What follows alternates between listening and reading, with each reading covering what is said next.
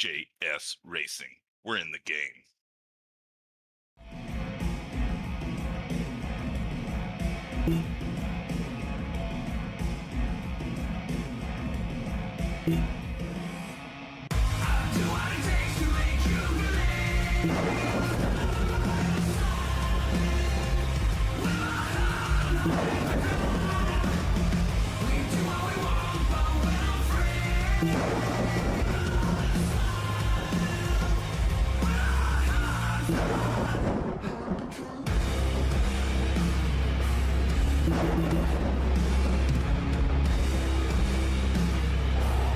Gentlemen, start your engine!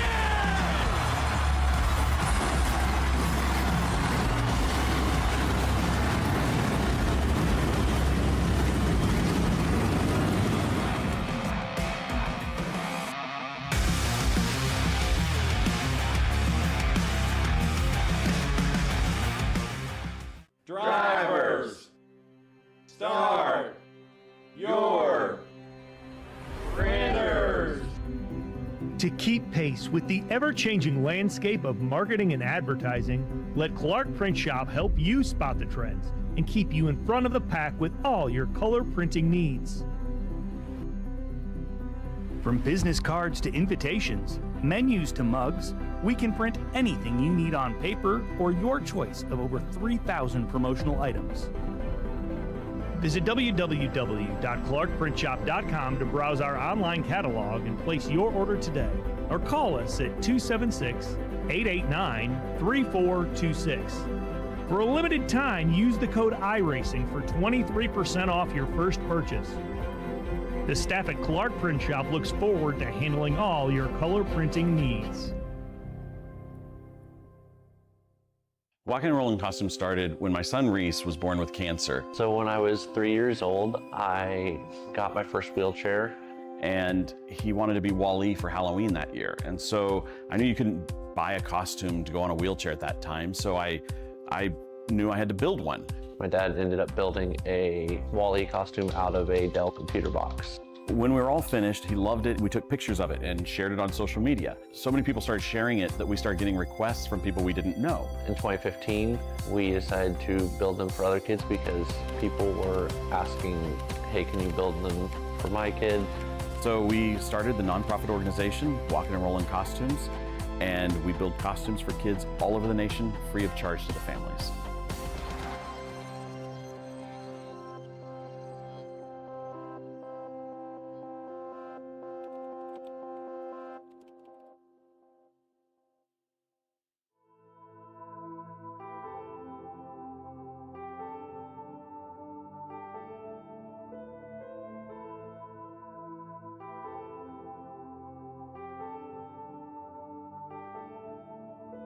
Welcome in, everybody, for Saturday Night Racing League.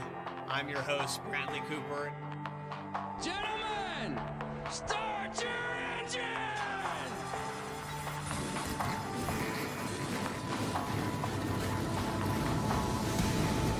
Again, well, thank you all for being here. 32 cars, green flag at Daytona.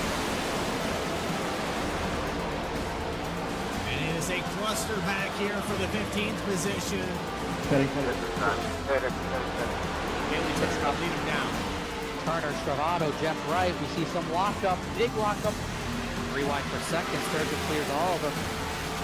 Comes down a little bit here in the entry of one. Porter might just try to run him out of room here. Oh, he bumped in the wall. They're going to crash. They both crash. Ray Massey's going to win it. Are you kidding me?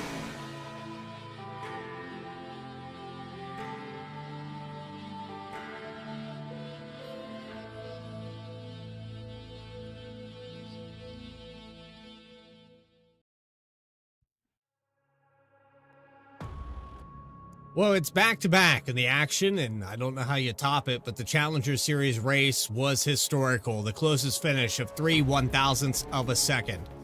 But this racetrack is known for its long runs or complete chaos. You never get an in-between. And here tonight, you're at the mercy of the guys around you in this Gen 4 stock car. Third race of the season for Saturday Night Racing League. in the Cup Series. Live here tonight from Talladega on VSPEED. M&J Distributors presenting it live in the Saturday Night Racing League.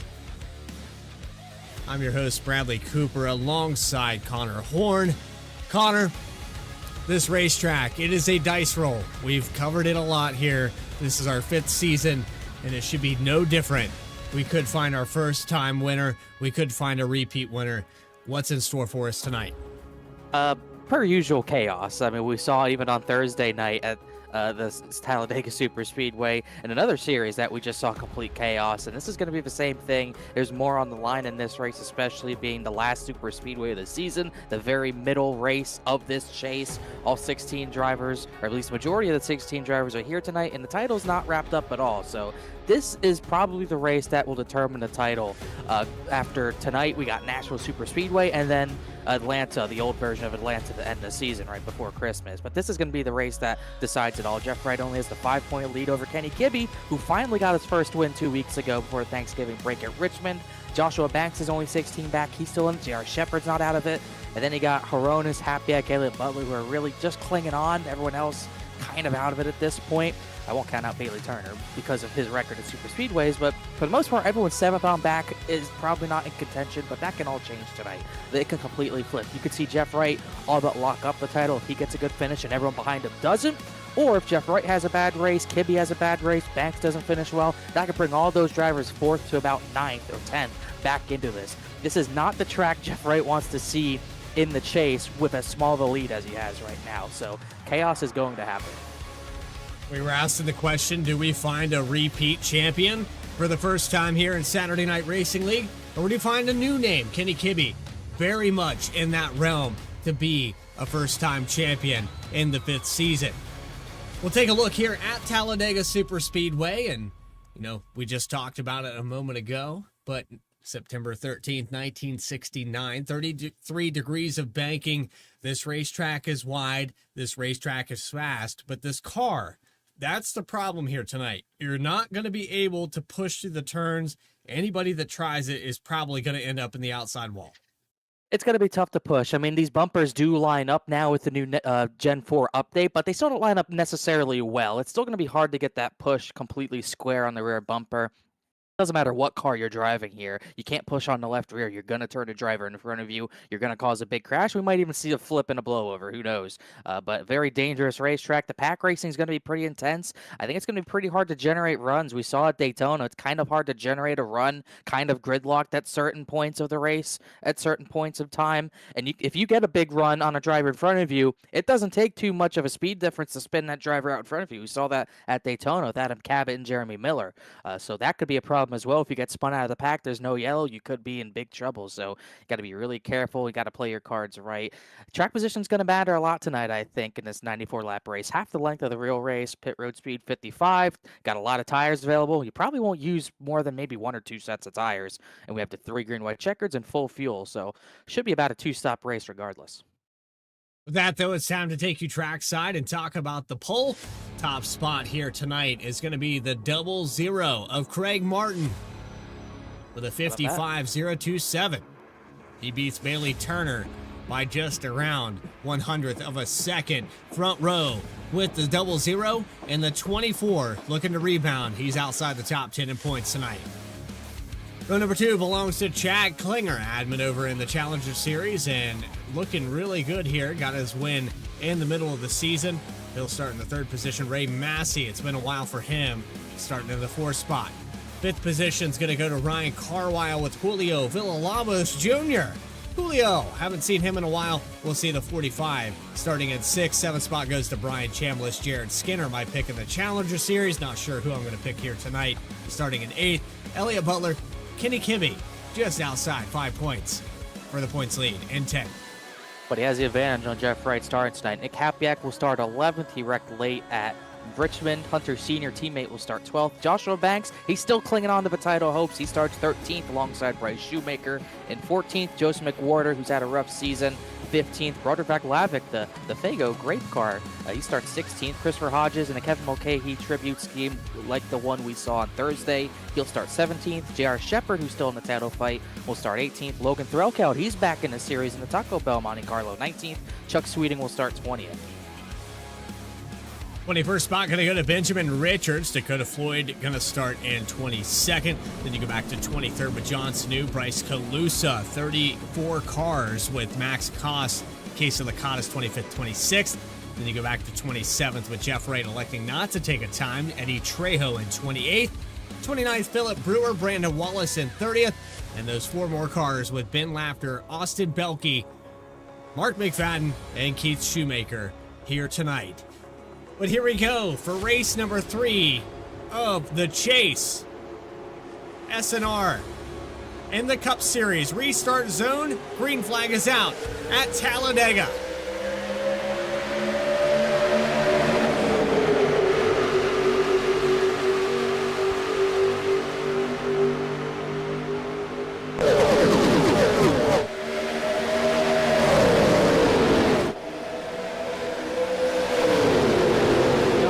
Not sure why he went to the grass. Don't know if he just wanted to get out of the way or what. Nothing came of it.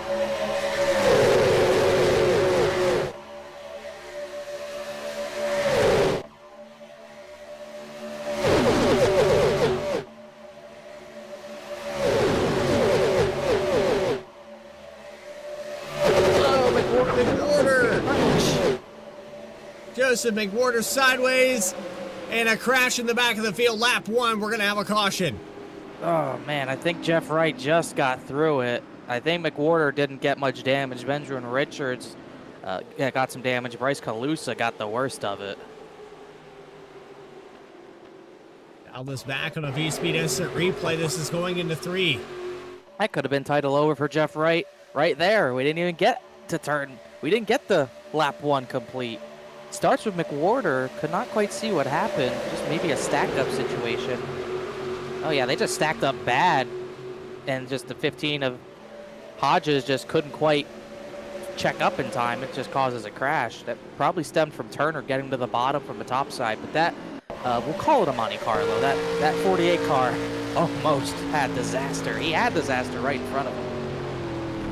I mean, he gets a little chip on this, but it could have been a lot worse. Ooh. Right there, got a hip check to Philip Brewer and avoiding it, but I don't think he got damage out of it. Not sure why that stack was that bad. It must have had something to do with Turner getting to the bottom and just stacked that inside line all the way up. Gets to the bottom right there, Martin. It's just a stack up. You see how stacked up they are, and it just gets all the way back to Banks. Then McWhorter lifts, and Hodges doesn't. Then Threlkeld gets turned by Chuck Sweeting. Looks like Benjamin Richards got a piece. That could have been so much worse for the 48, though.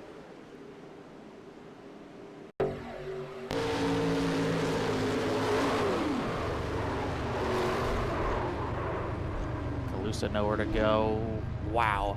I'd say Logan's pretty lucky he did not get hit again. He might be okay.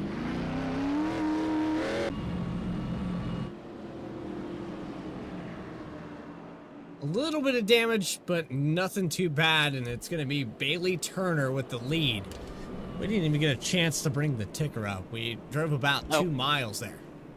I don't even know. It was close. We might have just gotten to 2 miles. We're going to see a lot of drivers top off on fuel. Don't think this will cut a pit stop out, but if you can take your run a little bit longer under green, you might as well take the fuel. Kenny Kibbe, actually no, Chad Klinger let everyone down. Kibbe joined them. I believe Jeff Wright came down as well. Not too many drivers stayed out. Turner, then Ray Massey, and then all the way back to Dakota Floyd, who's the last driver to stay out. I like Dakota Floyd's paint scheme. Reminds me of my childhood. I don't think he's ran that yet this season. With the classic city-town rug paint scheme on that Ford. So we can get a better look at it here. Yes. It's creative. I like Seamless. It works. It works awesome. I love that.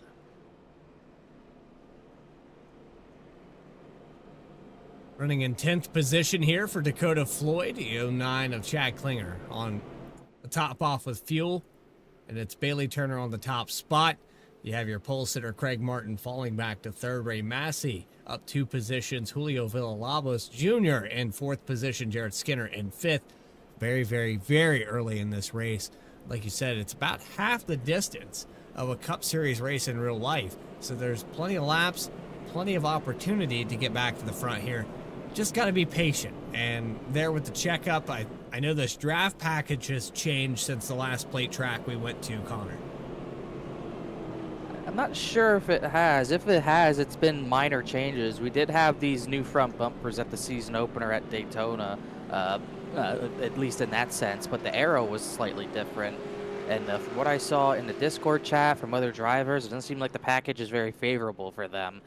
No one really seems to like it. We saw right there how gridlocked they can get and how bad the stack-ups can be. So that might be an issue with the package where the stack-ups, you just can't generate a run. But even if you do, that stack-up might really end things. As we already saw, we didn't even get into turn 3 cleanly before we had a stack-up on the bottom line. So this package might be a little bit too packed up for these drivers and could cause issues tonight, which really makes it important to get to the front of the field for the championship contenders like Jeff Wright, like Kenny Kibu, who's near the front, Banks, those guys. You want to stay up at the front and not be a part of those stack-ups. Gonna restart here on lap number 5 out of 94. Doubling back up. Again, we're about 20 minutes into this broadcast. Lap 1, caution comes out. A lot of championship implications with Jeff Wright pinned in the back of the field. He's in 18th position, still a long way to go. And I think the safest place, like you said, Connor, is to be up front. I don't think you want to be mid or back of the pack here, especially with this car. I don't think you're safe. You want to be up front to try to avoid anything that happens. I'd say if he picked the right car manufacturer, he'd probably have qualified somewhere near the front. But I will say that's definitely the right term. The safest place to be is the front of the field. It's not 100% safe. It's just probably the safest place. But we know Talladega, no place in the pack is safe at any point. We saw at the end of the Thursday night race, you could wreck from the lead pretty easily. So you want to be at the front, but it doesn't guarantee anything. But it definitely brings the percentage of your chance to crash down at least a little bit. At the mercy of everyone around you, Bailey Turner is aware of that. He'll have Ray Massey to the outside for this restart. And we'll be set up for about 90 laps to go in a long race. We haven't even really got underway. Caution fell within about 2 miles of the beginning of this race. And I know for Bailey Turner, he wants to remain up here as long as he can. You've got 4 different winners of the championship with Bailey Turner, Joseph McWhorter on that list. You have the 35 of Joshua Banks and also our first-time champion, Jeff Wright, in the 48. It's really close here in the points. You cannot have a bad one. It's going to come down to the wire, but we're still bringing it up. Here we go for the 24 of Turner into that restart zone, and first time today, we will say this counts for a restart. Green flag back underway at Talladega. Oh, we got spin in the back. Benjamin Richards, Keith Shoemaker, Max Cost crashed at the back, but there's no yellow for it. It's going to stay green on this restart. That's Benjamin Richards on the outside line. It just, I don't know, it looked like a case of some drivers laying back and then timing it wrong. All clear at the front, though. They got it down.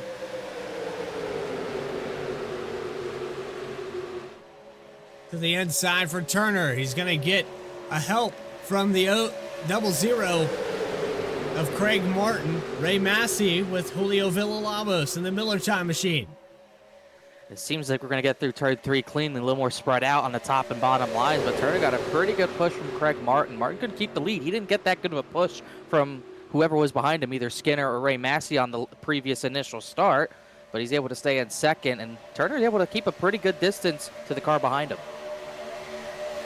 Across the line, Turner with a commanding lead on that inside, and we talked about probably 2 or 3 tenths is where you want to stay if you want to maintain. But the complaints that you had there, Connor, in the Discord was mainly if you fall out more than half a second, you've lost the draft. seeing that already at the back. There's some drivers kind of strung out here and there. Joe McWhorter back there. He should be able to stay in the draft. You really need to be packed up if you're a little bit off the lead pack by the half-second margin, which is, I would say, for the guys, the back 6 of the pack, I'd be worried. McFadden, Happyack, Laughter, and a few others. Eddie Trejo has already lost them, as has Christopher Hodges and a few others. That's why you're going to see a lot of stack-ups, because if you get too far back, you might not be able to catch that pack.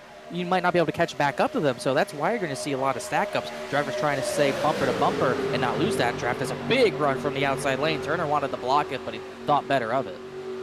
Move to the outside. He drops back down low. Ray Massey to the outside for the lead, coming off of turn 2.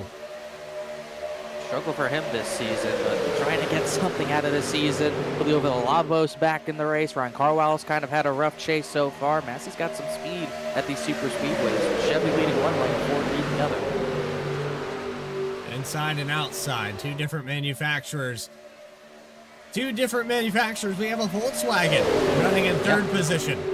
Yeah, I guess that's what we'll call it. We have a Volkswagen as they're 3 wide in the back. We have a Ford, or a Chevrolet cosplaying, or no, a Ford cosplaying as a Chevrolet with that 48 car. Got all sorts of different makes, I suppose. It's stuck up here on the outside. That's no man's land right now for Dakota Floyd. He's going to bleed a couple more spots. He's trying to side draft the 9 of Tad Dabney. Dabney getting second place here in the Challenger Series.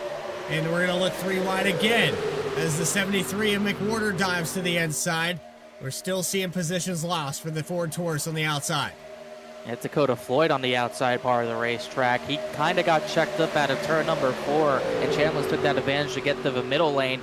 But what that kind of did, that kind of killed the run that second lane had, and they lost so much momentum. But Ray Massey's starting to fall outside the top 10 now. Now that inside line is surged ahead.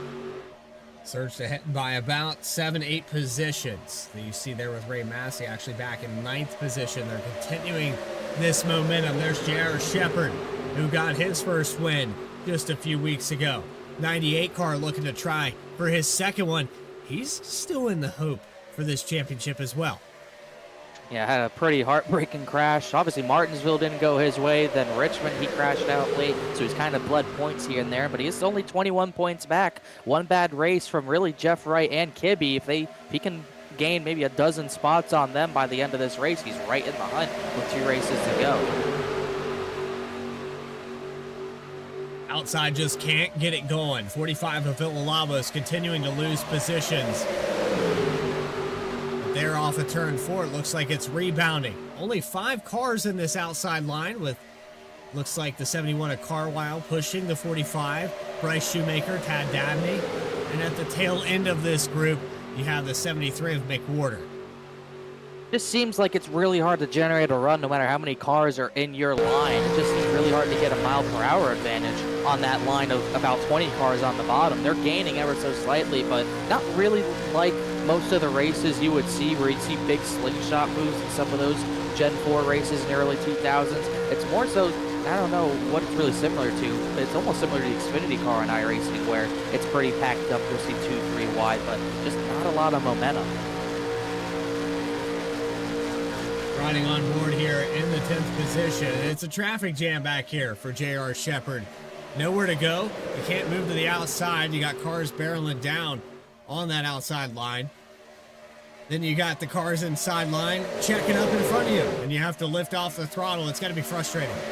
That's where the outside line's probably going to make up most of their ground. When those checkups happen in the bottom line, they can kind of take advantage of that and get some spots here and there. The problem is if they don't have the push, they're not going to maintain those positions. I mean, you could see it's 5 cars on the outside lane, and it's completely unorganized, really no momentum at all. So they're just going to continue fading back until those checkups kind of keep happening, which are maintaining right now, but they just can't get back up to the lead. And if that's the case at the end of the race, it's going to make it really difficult for those drivers second on back to make that move when there's no help from that second lane.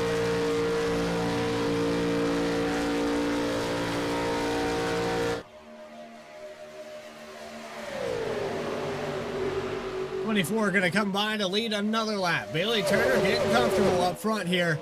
Started in second. Now 11 laps led as he lets the 00. I keep trying to say the 0. The Breathe a little bit there. 000. 000. And that's one thing that'll work for Bailey Turner. If this was the case at the end, it'd be good, or maybe not at that point, because Craig Martin's on his own, but he does have two Juicy Spider teammates, third and fourth. If it was the end of the race, I would think you'd see Jared Skinner and Hunter Sr. work together, try to get that second lane, but they seem pretty content to ride on that bottom lane, keep their track position. As that middle line starting to gain some more steam again, almost up to side-by-side with Hunter Sr. for fourth. Lap car, the 20 machine. Stuck on the outside there. It's Bryce Calusa that's going to get another lap down as we come across the stripe. 13 laps. Ever since that caution fell, it's been clean. Yeah, I think the one key, the only way you're really going to get that second lane to work is if you're just shoving the heck out of the driver in front. The problem is that oil temp is going to come up, and by the time it's a little bit too high, you might end up blowing up. So Ryan Carwile, he's going to have to be really careful looking at his temps on his gauges to make sure he doesn't blow his engine on this early in the race. We're only on lap 13, but he's doing a good job pushing. They've gotten back up to the fight for the lead. Continues the push down the back stretch. Gets him up to second position for a brief moment there. Julio Villalobos, clean air in front of him. Again, going back to what you were saying about this car overheating, it seems like it's a little bit shorter lifespan than a lot of the other cars on iRacing. Really hard to gauge how often you can push the limits on that oil temp. Some cars it's instant, some cars it's not. It almost feels random at times in every single car, and that's just something these drivers are going to have to test out and figure out the hard way. If someone blows up, then that's kind of your cue to say, okay, it's going to be pretty easy to blow the engine up, and I've got to be careful. And that's going to make it really hard to push someone to the lead if that's the case. But right now, Carwell's done a good job. He's gotten Villalobos to the front of the field as he's sideways at the front. It's almost like he tried to get to the bottom and completely lost the rear end. That could have been a huge crash. Able to hold on to it. He'll take the lead. 45 car drops down in front of the 24 of Turner. And this time around, it's Villalobos Jr. with a lap lead. That was crazy. This shows how on edge these cars might be. Even a simple move as trying to get to the bottom line from the middle line, he got the car completely out of shape, the rear end completely out from under the car, and he was able to hold on to it and really not lose much momentum. That was crazy.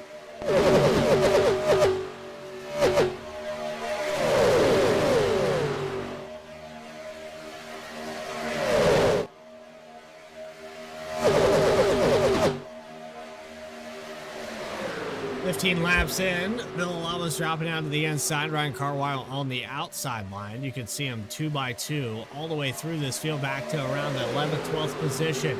Chad Klinger in the 09 on the inside line as Ray Massey in the 06 and Nick Hapiak. The top 10, it's not changing hands as much as this lead here, Connor. And right now, what everyone's figuring out is who can push and who can lead. Right now, we saw Ryan Carwell. He can push pretty well, and just right there, he goes to the lead. He was pushed by Bryce Shoemaker, so you know the 71 and 54, they can push pretty well. So if you're near the end of the race, you want one of them on your rear bumper to try to get you the victory. We don't know about Bailey Turner yet. He can lead the race. We haven't seen him really push yet, and now we'll see if Joe McWhorter, if he can figure out how to push that 9 car to the lead, then more drivers are going to be looking towards him to be the pusher. Our Wilds at the top spot. Got help from the 54 of Bryce Shoemaker. Down that back straightaway, he'll take the top spot. Another lead change. One caution. Now our third lead change when we cross the stripe. It looks like the 71's got it. Tad Dabney to the outside. He's looking for third position. He'll get help from the 73 of McWhorter. It's Brian Chambliss leading that middle line. Shoemaker, now he got to the bottom, pushing the 71 up there. Now we're seeing the 73 a little bit more aggressive on the bumper. He's not on the bumper of Chambliss in the corners, but he is pretty much as close as he can be in the corners without being on the bumper. And right when they get to a straight line, he's on the middle of that rear bumper, pushing him to the front with a big run. And that is exactly a textbook way to do it. He might not get Chambliss clear in time, but he did a darn good job trying. I apologize to Brian Chambliss there in the 9 car. It's twice now that I've done that in this broadcast.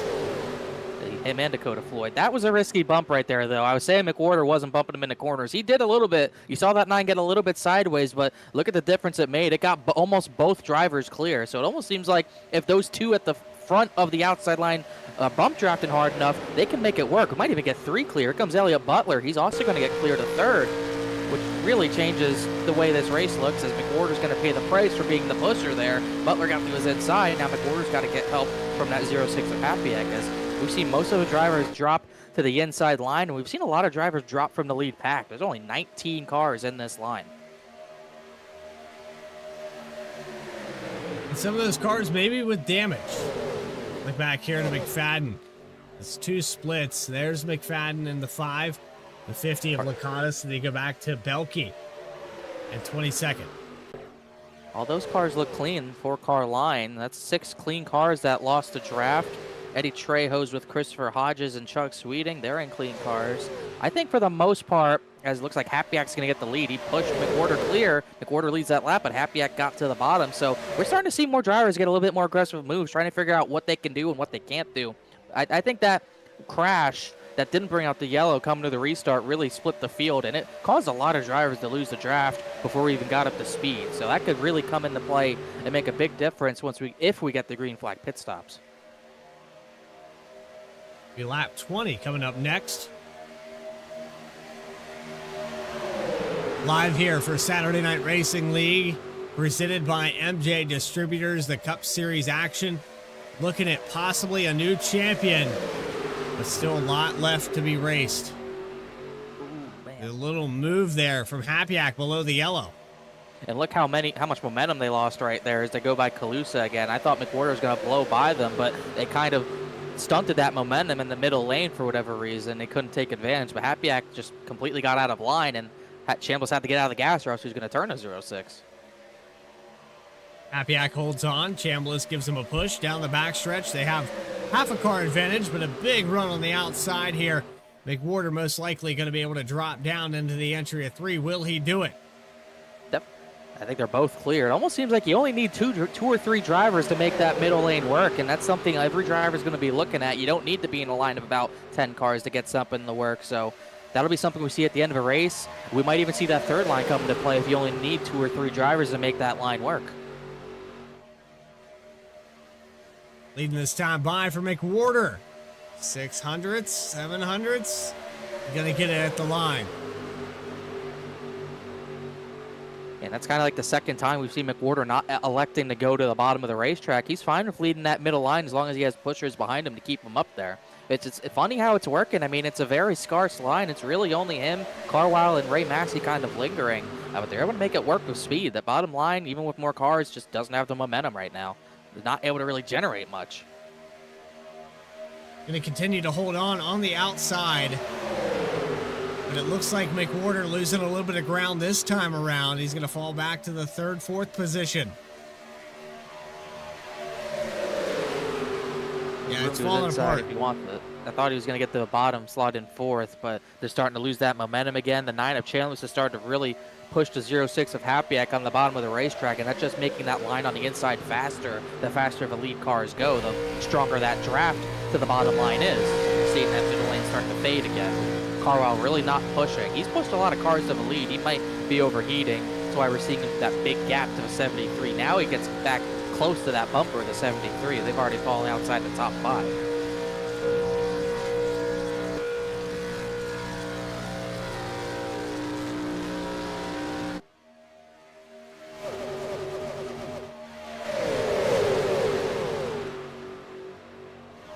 Two laps in. Coming up on a third of the way through this race. Connor, I know we're at 100% fuel, but based off those numbers, I think it's still going to be a 2-stop race. Yeah, we saw majority of the field top off on fuel after only about 3/4 of a lap of green. I don't think they're going to be able to make it to lap 47. So I still think this is a 2-stop race if it went green from here. The issue for the drivers who stayed out is they're going to have to pit a lot earlier than the other drivers, and that's going to put a wrench in their strategy. Really, all 10 of those drivers should come down in groups of 5 or something like that. They have to be organized. If they pit here and there and they're pretty split up, they're going to lose time. They might lose the lead pack. So they got to get together at some point, all those drivers who haven't pit yet.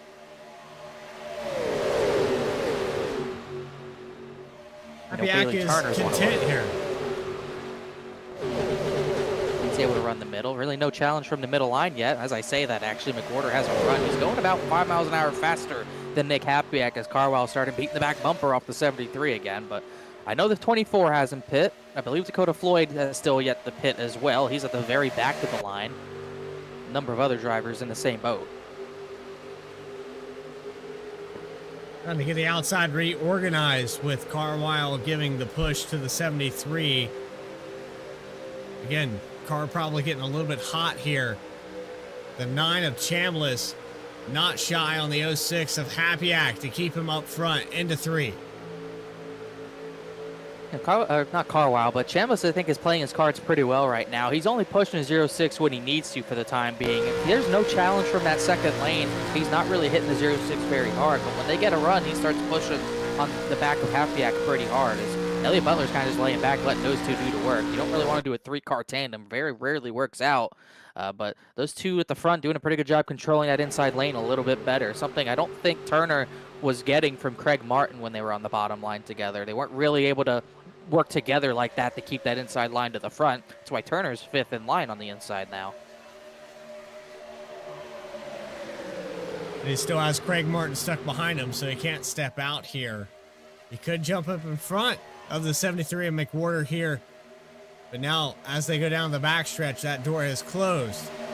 Back up to the 3rd position for the 73. You just wonder what the pace is right now, if this is the full send pace of all these cars, or if anyone's trying to save a little bit of fuel in this scenario, possibly. Don't imagine anyone's going to be able to make it even when fuel saving. Really hard to save fuel on a track like this when we're under green. But I wouldn't put it past any of these drivers to maybe at least try, give it a chance. As we're starting to see more and more drivers drop off that lead pack. J.R. Shepard, who's up there in the points, he's lost the main draft, as has Dakota Floyd and Julio Villalobos Jr. That just shows how easy it is to lose that lead pack. We're down to only 16 cars left, and Jeff Wright's at the back of it, so he's next in line. He's got to be pretty careful.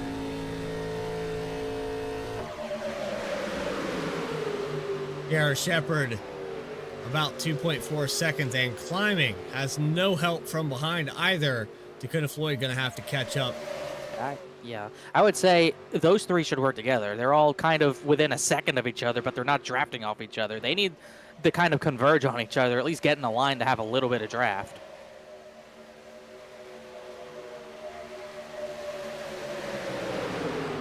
It's 87 of Vaclavic, and it's Jeff Wright at the tail end of this field. You were talking about it.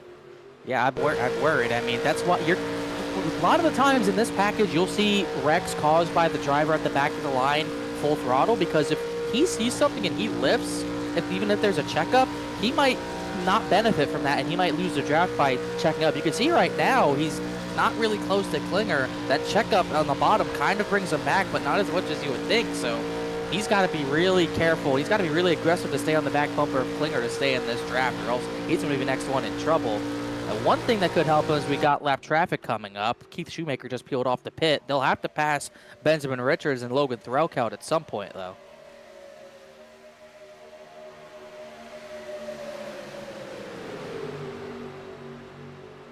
Carrying on for lap 28 out of 94 in the tail end of this pack. Joseph McWhorter leading the front half.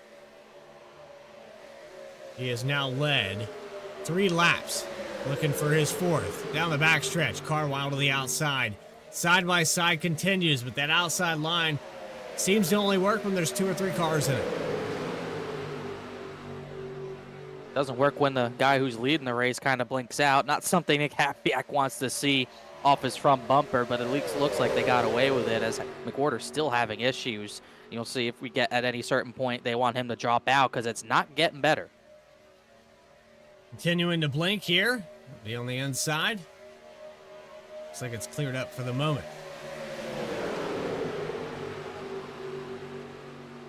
And McWhorter probably wants to keep that track position, so even if he's blinking, he might not really want to get out of the line, but if it gets worse and keeps blinking while Hapiak's on his bumper like this, it could really cause problems.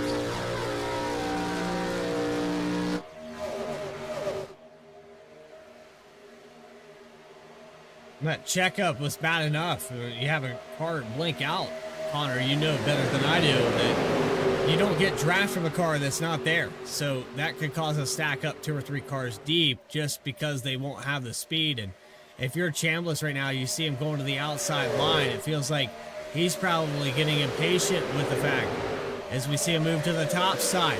Will we see him move to the bottom? We will for the lead. I was kind of surprised those 5 didn't stay in line as, whoa, there's almost contact between Shoemaker and Happyak, but for some reason, they just ditched Happyak. Now they've ditched the 73, Chandler's to the front, Butler's second, Shoemaker third. Those top 5 had a gap back to Bailey Turner. I thought they might be starting to break away, but they kind of let that line back close to him, and now the 73 is going backwards. Left him out to dry here, all the way back. The 8th position, 9th position, continuing to lose spots. Joshua Banks, quiet here tonight, taken on board with the 35. Kind of been just sitting here this entire run in the draft, not really trying to really make any moves. He's kind of sitting here around the 10th position. He's in, I believe, that 11th position or so right now. Maybe trying to save his own fuel, trying to stretch your fuel as far as you can go. That's one strategy, even though it's a two-stop no matter what. Most drivers are probably going to try to save as much fuel as possible on this run and then the next run so they can take as little fuel as possible on the final stop of the race and take a splash and go, try to gain track position in time on other drivers doing that.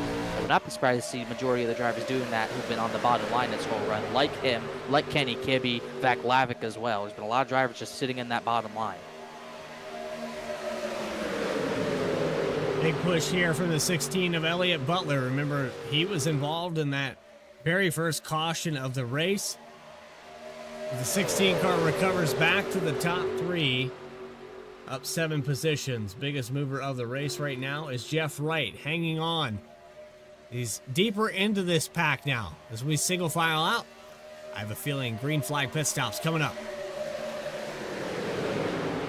Can't imagine these guys can go much longer than 5 to 10 more laps. It's got to be somewhere in that range for all these drivers, and judging by the fact that everyone's gotten single file, I'd say we're coming pretty soon, but I worry about Ray Massey and McWhorter. They're kind of losing touch with that line, and I think they're the next drivers losing this draft.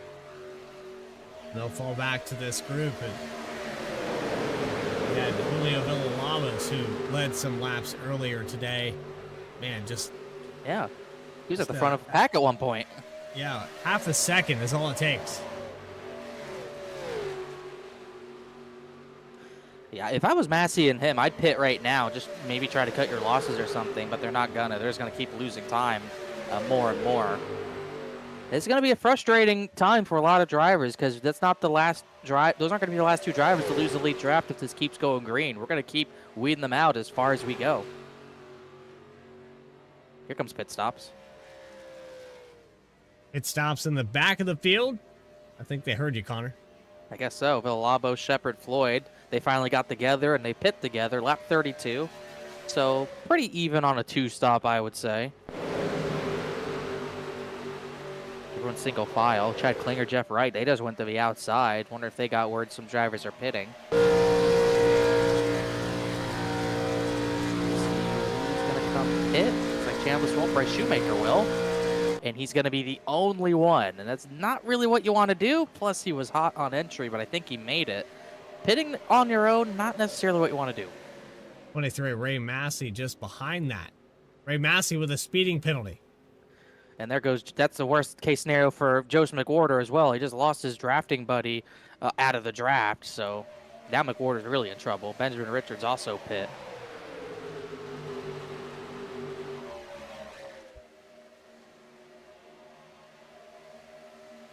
Brian Chambliss leading. Cars to the inside and outside. Chad Klinger. It's about 7 cars deep to the outside with Jeff Wright. Doesn't look like they're coming to pit road anytime soon. 09 drops to the inside. I guess they wanted to get to the inside. A lot of drivers pit. Here comes Turner, Happyak, Martin, 02, 35, 7, Throutfeld, and Carwile in there as well. See if anyone else got speeding penalties. Looks like they were all cleared. So even with a lot of cars, pretty clean entry. Been Throutfeld in the 12. See if we see any tires. Lap I down. would think it's a full tank. You probably have time to take 2 tires, but probably not 4. But it looks like a lot of drivers, some drivers splashed. Trejo, Sweeting, and McFadden came out of the pits because they were just about to get lapped. Nick Happyak's going to be first off pit lane. Now that all those drivers came in together, and exited together, exactly what they wanted to do. See if the lead pack comes. Looks like all these drivers will. Oh, Chad Klinger got booted. Elliott Butler into the inside wall hard, and there's no caution yet. Jeff Wright, right in the middle of that. He avoided it, no damage, but he lost all his drafting partners, basically. That was disastrous. Looked like the 09 got the boot from Kenny Kibbe, who was staying out. So it didn't look like Kibbe was pitting. And, you know, I think Chad Klinger called pitting, but at the same time, he was still on the racing surface. So that's going to be an interesting one to call, because he hit the brakes because he was obviously going to come to pit road, and Kenny Kibbe just clearly wasn't ready for it. The 09 still on the racing surface, just brakes in the middle of the draft, and Kibbe's got damage now, so it's two of our top two in the title who've just been affected from this. As Kibbe and Laverick, they're actually going to go around another lap, so they've saved a lot of fuel, but now they're going slow. And with that damage, they're going to lose time. The 14's definitely going to be a little bit off the pace. That's going to be an interesting. Jeff Wright lost his partners. I mean, he comes back out on the racetrack in third position. How long can he handle this with the 23 of Ray Massey? It seemed to have worked out for him. They got in front of this pack with Nick Hapiak, so really Jeff Wright didn't lose much at all. He's going to probably be fine. This should end up being the lead pack. So I don't know if he underfueled or what, but he did a great job staying in the lead pack. And we'll just see how this plays out. There's a lot of more drivers that lost the lead line. Joshua Banks is going to fall out. Obviously Butler, Chad Klinger, Bryce Shoemaker, they've lost it. Kenny Kibbe and Zach Lavick, they're finally going to pit. Kind of surprised they saved that much more fuel than the rest of the field. They might be able to underfuel. I just worry if Kibbe and Zach Lavick are going to be able to make and stay in the lead pack. But this really flipped the lead pack. I mean, we have really thinned this field out as Hapiak makes the move, gets around the 48 and 23 to take the lead.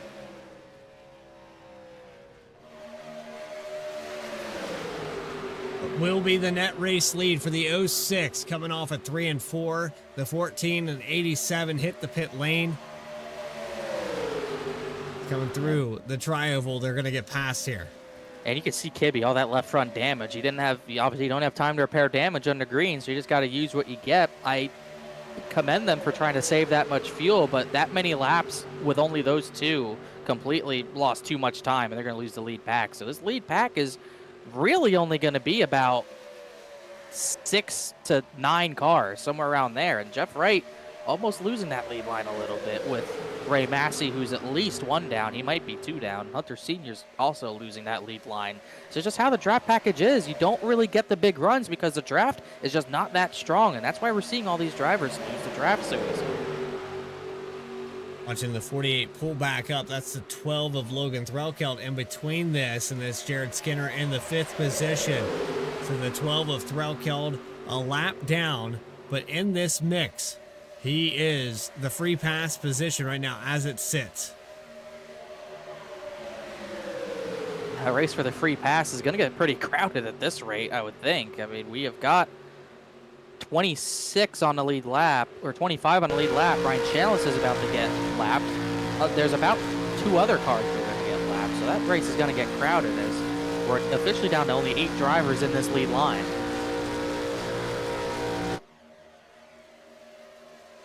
But good news for Threlkeld. He's going to get pulled around here. Ray Massey, really the only car he needs to worry about right now.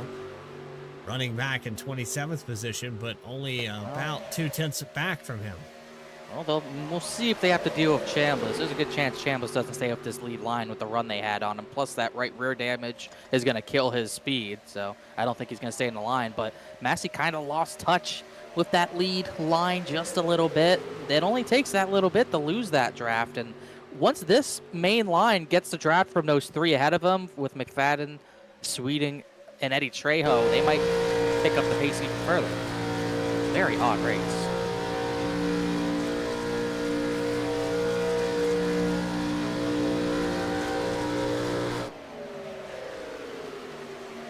Hapiak, Martin, Turner, Carwile, and Skinner, the top 5 here.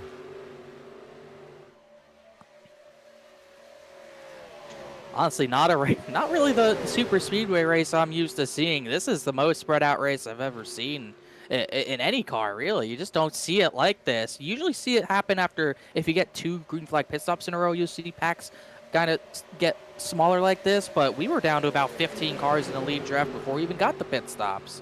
And it's not like it's a small field. We started with 34 cars. Still 29 of them on the racetrack. Actually 28 with Chris Hodges out there turning laps. You can see the 5 of McFadden about to lose a lap, going to the inside for the 06 of Happyack. I don't think those 3 were very coordinated until the very end and which lane they wanted to go in. They finally decided to go to the top side. I think those 3 in the draft, they should be able to hold on if they can draft with each other enough. But you could see that line kind of getting thinned out. Threlkeld's fading. Jeff Wright's kind of fading. Need to pull back up here for Jeff Wright. If we get to a certain point, we might end up with 3 cars in the final line if we go at this rate. Jeff Wright does not want Trejo to side draft him there. He might be out of range already. It's close. He's got drivers behind him though that may be able to push him back up there. The reason we're not seeing bigger packs is because most of the time these drivers are losing a draft 1 car at a time, so it's not like they're losing them in a pack. So you're really only seeing a few small packs here and there. Our longest other line is led by Villalobos. He's back in 13th. He just crossed the start-finish line. That just shows how big of a gap these 8 or so got on the rest of the field. And Jeff Wright has officially lost that draft. You can see it. Yeah. And that's music to Kenny Kibbe's ears, even though he's very far back of the 48. The less positions a 48 can gain, the better. It's really good news for Bailey Turner, who's very far back, but he can gain points on some guys here and there. It's not out of the realm of possibility. Also, Nick Hapiak, he's 27 points back.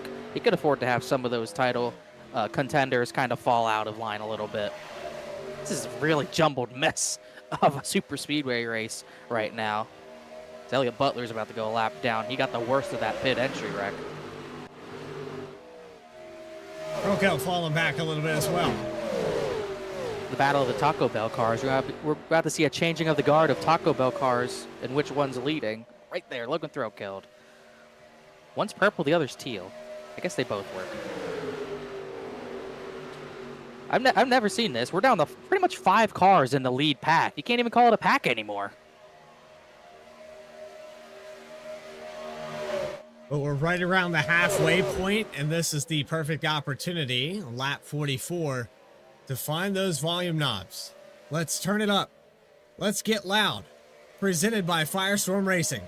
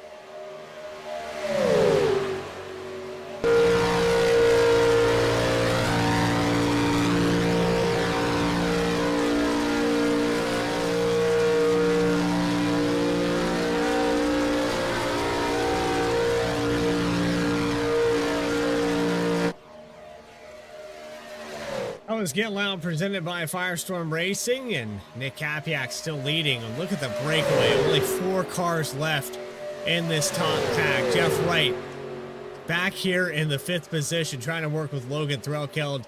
You have the 21 in there as well. There's a lot of lap cars in this second group.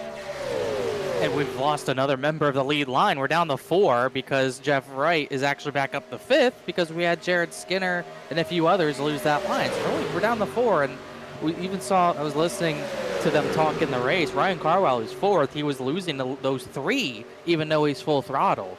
It's a really weird draft model. I've never seen anything like this where it doesn't matter how many cars are in the line. It just, you only need 3 in a line, and that driver at the back just cannot keep up unless that leader's kind of lifting. I don't know if that's what Hapiak's doing, but it's just a very peculiar draft model where you got all these cars spread out here and there. You got a line of 4, then you got a line of 5, and then you got another duo, Bray Massey, Mark McFadden. I mean, the largest line of cars is 8, I believe, right now. And there's another line of 7. This is definitely, by far, really at halfway. This is the weirdest race I've ever seen here.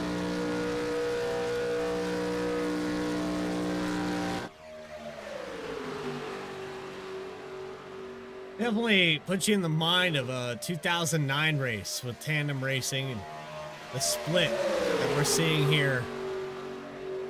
I feel like iRacing maybe made a mistake. This car, notorious for the pack racing. This is the car that started it all.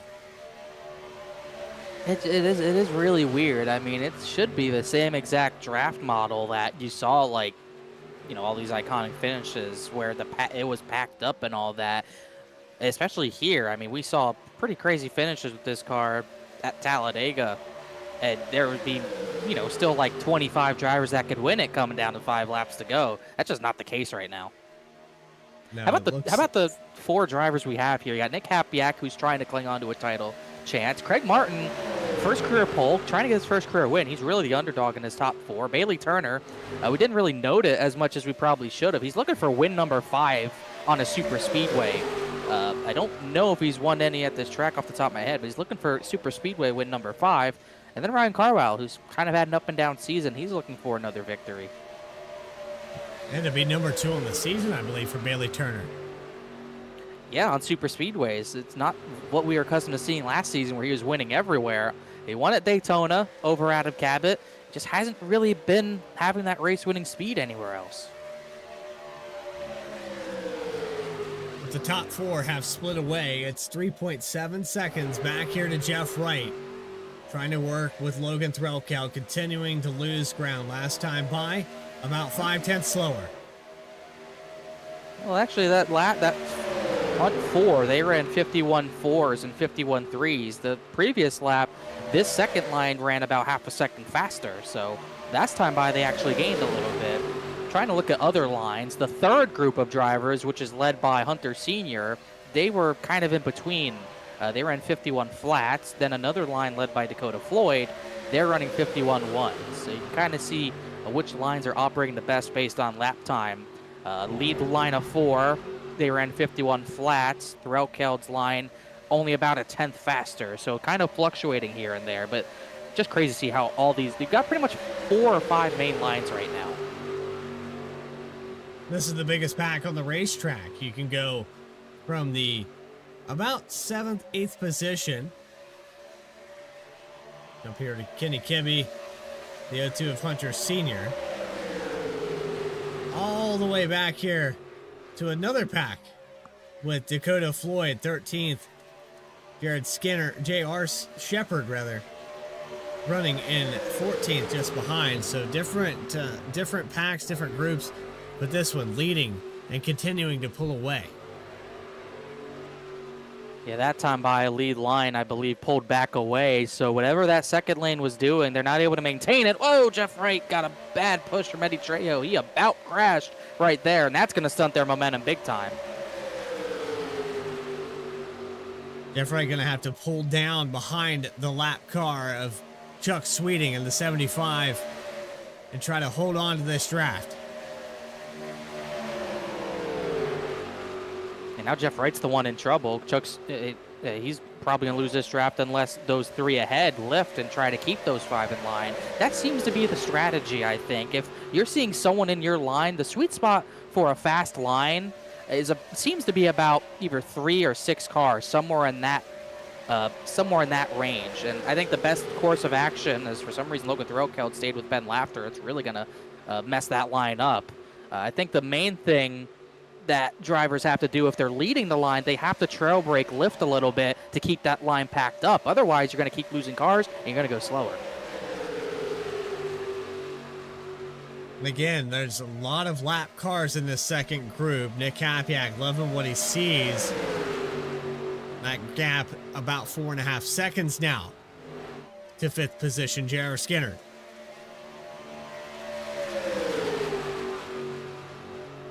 Jared Skinner, my pick there in the Challenger Series. When you try to make a pick at this racetrack, Connor, it always backfires.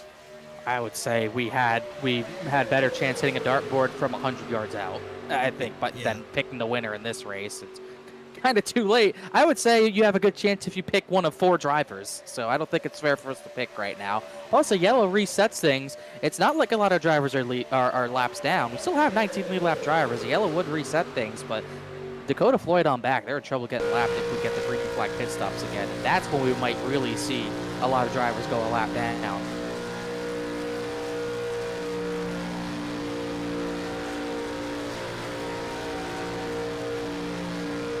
Riding on board here with the 48 of Jeff Wright. And you made mention of it a couple times.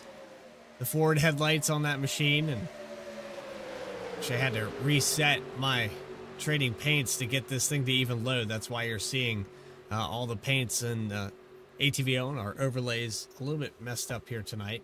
But hey, kudos to Chad Klinger for getting that paint scheme thrown together. Jeff Wright, not used to being in a Ford, but it works. The copy-paste coming up clutch for the 09 Chad Klinger to Jeff Wright. If you don't, it actually doesn't look too bad if you don't look at the back bumper. Back bumper, no bueno. Yeah, a little bit off. I will say that second line really gained a lot last lap. They were a full second faster than the top 4 the previous time by. So whatever happened with that top 4, whatever it was, wasn't working. They're gaining a lot more this time by as well. Some of those lap cars really helping Skinner and Jeff Wright. They're the only 2 lead lap cars in this line, and the trio of lap traffic drivers getting them back up there. They gained about another second that time by. So wonder if this is possibly a play, these top 4 maybe dropping back because they want to save fuel or something. But either way, that second lane looks like they're going to get there. 2 seconds, 2.5. It's about cut in half from the last time we talked about it. Jeff Wright slowly creeping back into this picture, and Casey Lakatos could be another car added to that line. But he's going to pull back up to the tail end of this group just barely. Definitely looked like Hapiak slowed the pace. I wonder if this is a play purely on Hapiak because he wasn't liking the fuel numbers he was getting. Remember, he's been leading this line the entire time. Whether he's lifting to try to keep those 4 together or not, he's burning the most fuel out of anyone of these 4 or 5. So that could be a play as well, trying to have someone else lead the race. And none of the drivers behind him are passing him. We might see that second lane maybe try to pass, but I would expect at least the lead lap cars maybe to sit in line possibly. Those drivers who are lapped down, like Eddie Trejo, he might try to get his lap back. They've caught up. 21 leading this group, a lap down. But it's working so far for Eddie Trejo. He's got to back up. Jeff Wright's in trouble, though. He wasn't able to stay with them. Neither was Logan Threlkeld, and Jeff Wright might be left out of this deal. Kind of riding that bubble back there. 48 car. Pretty sizable gap here. They can hope for a checkup on the inside on these lead cars. That's all he can get into turn 1. See how much longer these drivers can go on this current tank of fuel. Remember, most of these drivers topped off on the yellow, but a lot of drivers did pit on the same lap. Nick Hapiak, for example, I don't remember if he stayed up or he stayed out or not, but he's been around lap 33 or something like that. So not sure how much longer he's going to be able to go. I believe Jared Skinner might have pit on lap 34 as well. So a lot of these drivers might only have another 10 laps to go. There's your answer. Left-hand side of your screen. You see all those four, they pretty much have gone 24, 23 laps on a tank. Kenny Kibbe, Vaclavic, they're top 10, but they're out of the line completely. Most of these drivers, they probably can only go about, I would say about 10 to 15 more laps before we get more green flag pit stops.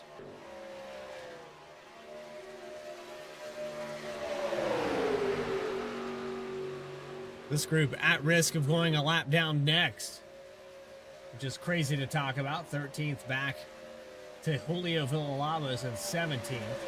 They're about 30 seconds back. Joseph McWhorter 40 seconds back, running all by himself. And Casey Lacatus, who got grouped up with this front pack, is the free pass position right now as it sits. That leaves only 18 drivers on the lead lap. Actually just saw Jeff Wright. He lost that draft, so he decided to come down the pit. Looks like he didn't speed, but this is going to be an interesting decision to come down and pit right now when we have 35 laps to go. I'm not sure if he can make it to the end from here. This is an interesting decision.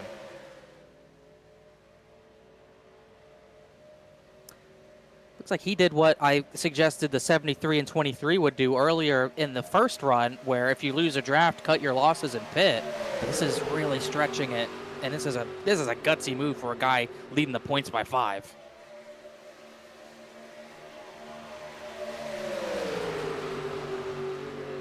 Let's see if it's the right call in just a moment's time. This is the last round of pit stops for these cars to finish it out. Nick Hapiak, still your leader. Craig Martin, Billy Turner, the top 3. Ryan Carlisle, Jared Skinner, the top 5. They caught back up to this group, and looks like they're probably going to pit together in just a moment. Here, 33 laps is kind of close. You want it just in case there's a late race restart. You want to pit late enough to where you might have stuff for a green-white checker to the point where you wouldn't have to pit under caution on a green-white checkered restart. It'll be interesting how this plays out. I mean, it's almost certain that you're not going to see that second pack led by Hunter Sr. able to get by and able to catch up to the cycle. But it could cycle out to the point where we see none of these drivers come out together, and it really shifts the race if that happens. Could be a mistake on the entry of pit. 190 miles per hour into turn 1. Pretty easy to go from 190 to 55, isn't it, Connor? I would say so. This is gonna. I really don't know how this is gonna play out. This is very interesting, especially for Jeff Wright. This is gonna be a gutsy call if this ends up working out. I just worry about him getting lapped. He is gonna get lapped at some point here before everyone else pits.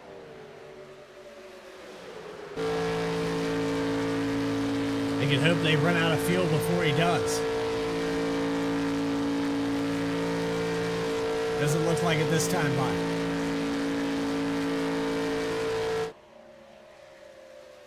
We'll see if he wants to try to block this lead line or something. I don't know if he's going to have the momentum to do that. He does have some draft from Joseph McWhorter and Ray Massey who are up ahead of him, but that lead line a little bit too fast at this point. Still waiting on pit stops, though. No one else has came down. That's what they want. Looks like Lacatus, maybe he's going to stay with the 48 here. Don't know if that's going to help Jeff Wright enough, but he'll at least get a shove here. This might be bad for Jared Skinner, actually, because now he's out of line a little bit. Looks like he'll get down. Well, the scenario, though, for Kenny Kibbe, he's riding back here in 7th position, but Jeff Wright getting pinned a lap down. If a caution came out, that would be a perfect scenario for the 14. I think he would take it. I mean, it definitely open a door for him to gain some positions and gain some points. As currently, it looks like Jeff Wright is currently not the lucky dog. Right now, it would be Joseph McWhorter. As this late line, now it's kind of strung out a little bit here and there. Looks like we have, I thought we had pit stops, not quite yet. Might see Dakota Floyd's line come in. They're about 12th position, which is crazy how far back they are, and they're in 12th. Here they come. Yep, all 5 of them. Dakota Floyd, J.R. Shepard's in this. He's up there in the points. Then Brandon Wallace, Villalobos, and Austin Belkey. It looks like all clean.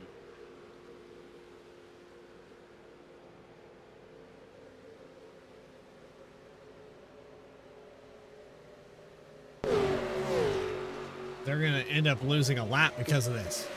3 wide. Jeff Wright's trying to go. He wants to make sure he's in that lucky dog spot. He went 3 wide around the outside. Him and McWhorter are side by side for that spot. That's a big race for the 48 right now.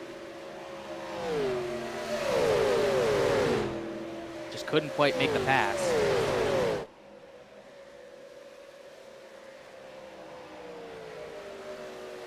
"30 laps to go from Talladega."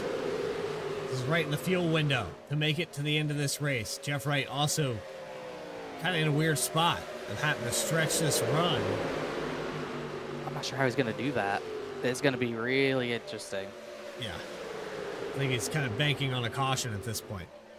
Everyone got to the bottom. We'll see if everyone's pitting. Yep, Here we looks come. like it. Jeff Wright's obviously going to stay out.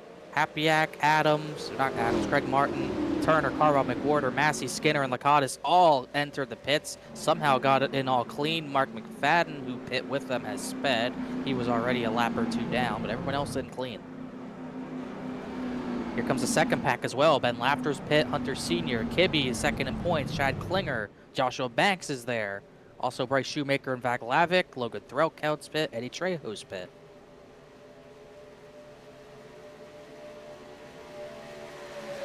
Oh, 87 Oh, around. crash! Big crash. That's Banks in it. Big damage on the 35. 3rd in points. And that might end his hopes right there.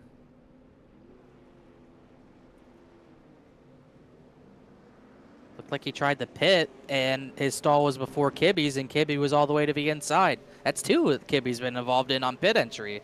This one on pit road.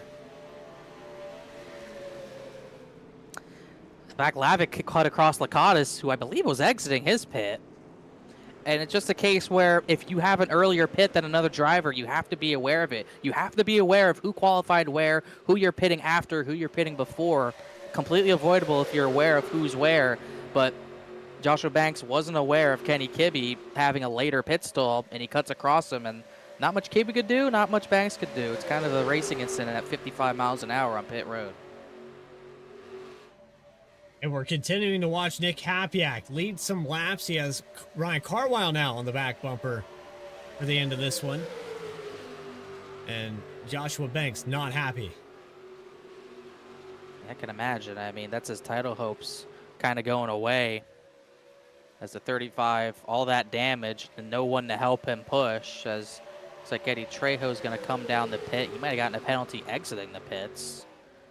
So just no help for the 35 and all that damage. And we're going green. Worst case scenario, just about.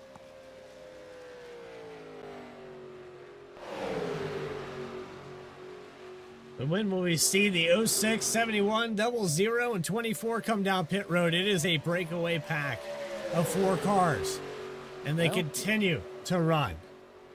Well, we did see that they have already pit. Yeah, they did. I missed that. I guess I missed that entirely. Where the 06 that came down pit road, they have broken away 3.6 seconds here. It's really unbelievable how things have spread out. I mean, you only have 5 drivers within 4 seconds. 6 places, about a third of the track behind, with Hunter Sr. leading that line. This is unprecedented type of racing. You don't see it at Talladega. No, you don't. And I'm impressed that those 4 were able to stay in this line. Hapiak, Carwile, Craig Martin, Bailey Turner. They've been controlling this race since that first set of pit stops, and they did a great job there of keeping control. No one else really in their zip code besides Jared Skinner, who really isn't getting the help he needs. He keeps losing time. These 4 not hooked up well enough right now. Those 4 have done a great job. Yeah, that's the group back here to 6. So Jared Skinner in the mix of all those lap cars, and then you go back to Hunter Sr. in 6th position.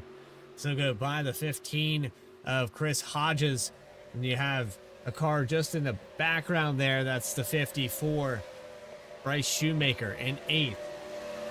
And Jeff Wright, who's back there on 9th. Remember, he pit on his own. He definitely lost ground.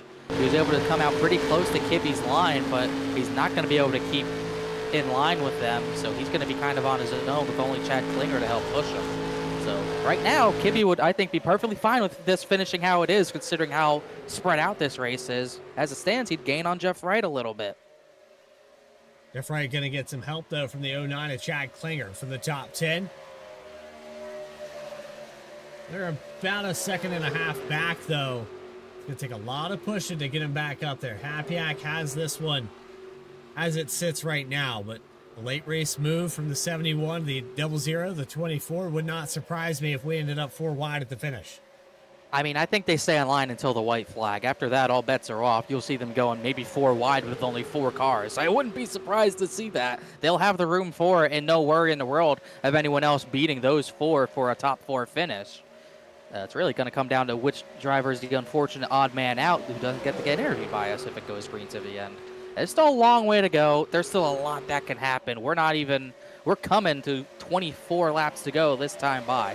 So a lot can still happen. And there's still going to be more drivers who get lapped. Brodivak Lavic will be the next driver on the lead lap to go 1 down. That would only leave us 16 cars on the lead lap.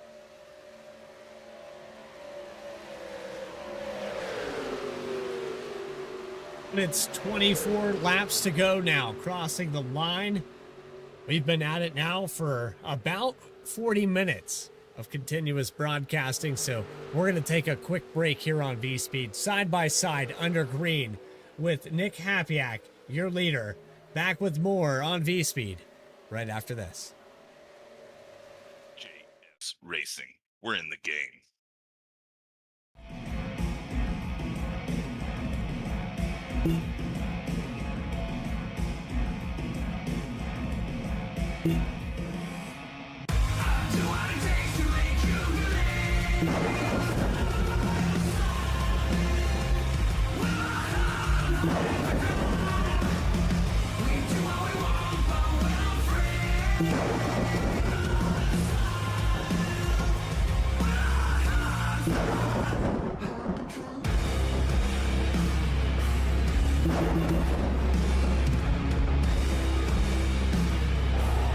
Gentlemen, start your engine!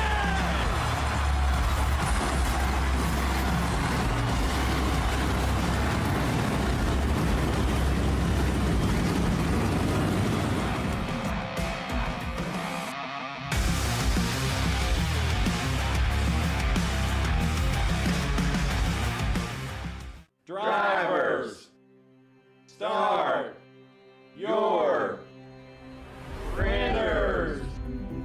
To keep pace with the ever-changing landscape of marketing and advertising, let Clark Print Shop help you spot the trends and keep you in front of the pack with all your color printing needs.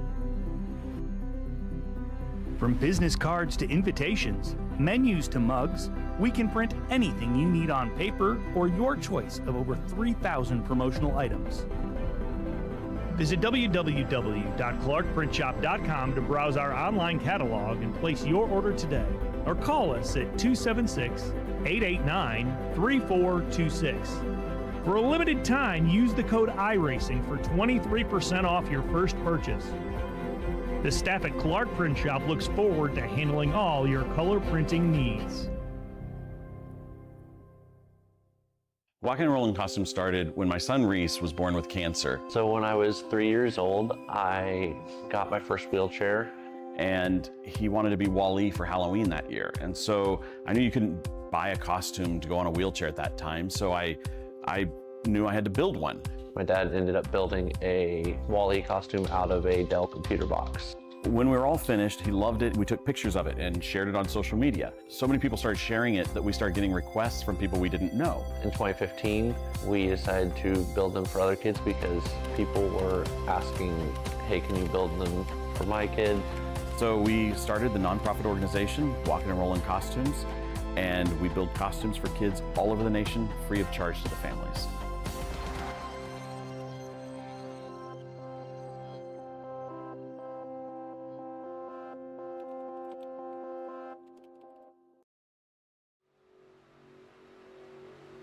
Welcome back here to Talladega. It has been cordial. A split of 4 cars pulling away from the rest of this pack. This draft package has produced some unique racing, something we're not used to seeing here on VSPEED. But the Gen 4 stock car with Nick Hapiak leading this group, 20 laps to go. Ryan Carlisle, Craig Martin, and Bailey Turner definitely have a chance to win this race behind Hapiak. You got Jared Skinner, who's still kind of in the hunt. He's having to work together with a makeshift team of lap traffic. Case Lakatos, who's 1 lap down. Ray Massey, who's 2 laps down. And Joseph McWhorter, who's also 1 lap down. They work together. They've gotten close, but they're just not quite in drafting range yet. But like you said, this is basically a 5-car race if this goes green to the end. Hunter Sr. leading the second lead lap pack, I suppose, in 6th position. 17 seconds back of his teammate Hapiak. Truly something we've never seen before. Title hopes, they're still in play for Kenny Kibbe. He's actually looking all right now. Kibbe's 7th, Jeff Wright's 9th. I believe Kibbe's led laps. I'm not sure Jeff Wright has, which would mean he'd gain a bonus point on the 48. So I believe unofficially, if it finished the way it is running right now, he'd be 2 points back with 2 races to go, and that would be pretty fun. Of course, we'll be going to Nashville Super Speedway for the second to last race. The schedule has had subtle changes, but for the most part, it's kind of stayed the same as far as technical and variety. When you go into the chase here in Saturday Night Racing League, you got to have kind of that mentality of you're going to be tested every single week all the way through that chase. You got to expect the unexpected, and I'm not sure anyone was ready for the unexpected tonight. To have the race spread out the way it has, I don't think anyone was anticipating it.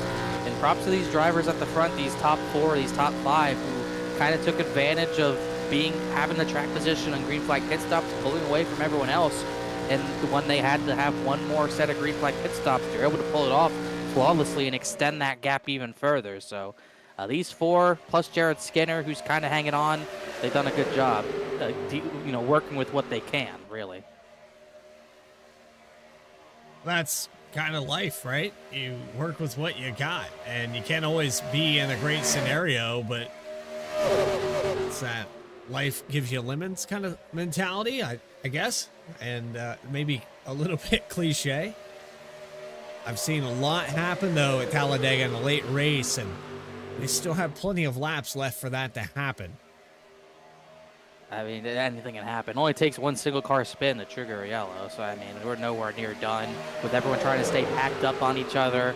Checkup can still happen even in the packs that we have, and a mistake can happen. We've seen mistakes happen a lot this season in certain races, so it's nowhere near over. One restart, you got a lot of drivers who might take the wave around, get maybe 20 lead lap, and chaos will ensue.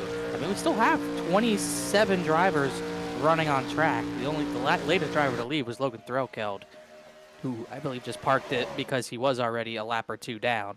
27 drivers still on this track. Threlkeld, Benjamin Richards, Bryce Calusa, Keith Shoemaker, Philip Brewer, Max Cost, and John Sinew are the retirements.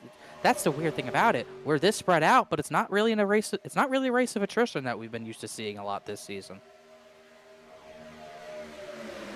It was a race of green flag pit stops. We saw 2 of them here tonight, and we approached 15 to go. I think we've found another retirement. It's going to be Joshua Banks. I think he's frustrated with his pit road incident. He decided to park it that way on pit road. I think he's just fed up with the way the race has gone. His title hopes will effectively be done after tonight.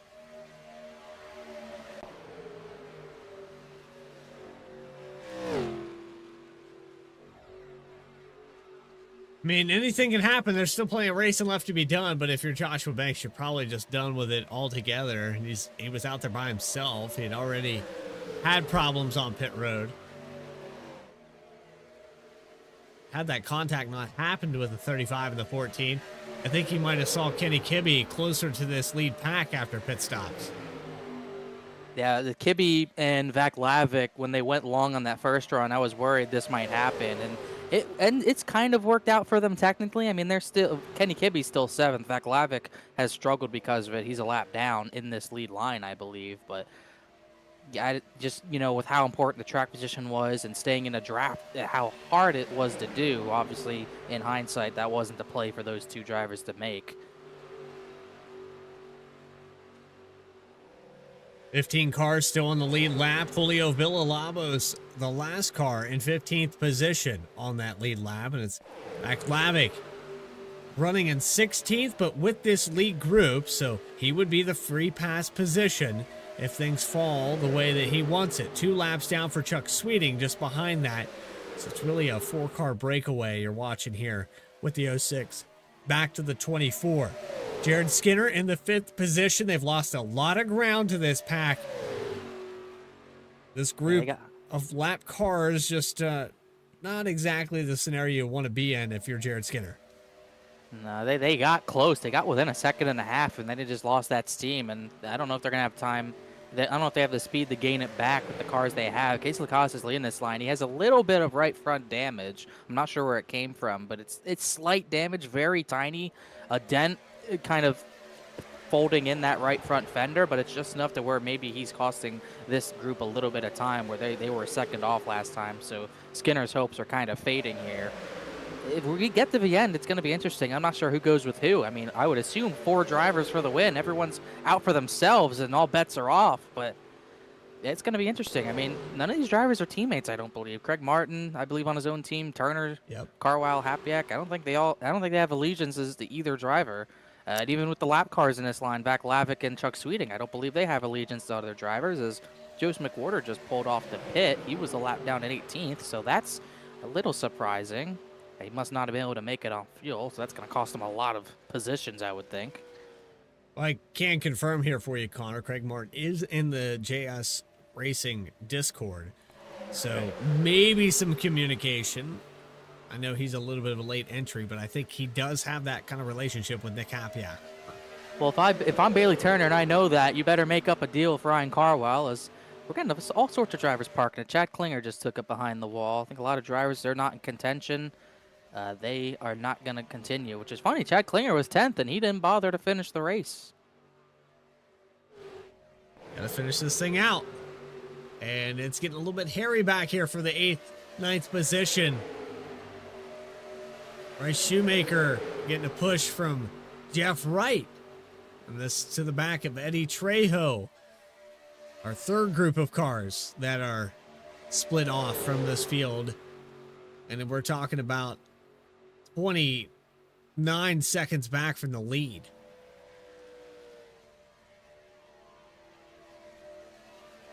Yeah, that second line with Hunter Sr., they were about 17 seconds back at one point, and they've just bled even more time to the point where Jeff Wright, they might catch up this line, which would kind of put Kenny Kibbe at risk big time here to lose some positions to that 48. Is not what he wants to see, but those 3 are just not cutting it. What, that 21's getting hit sideways from the 54 a lot down the back straightaway. I'd say I'd worry about that being the yellow. Oh boy. And there it is, 21. That was dumb. That seemed pretty obvious to me.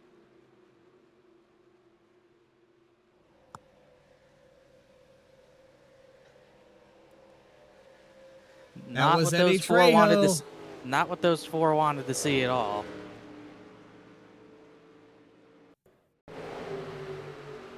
I mean, he just turns him. He's going back and forth trying to turn him down the entire back straightaway, in my opinion.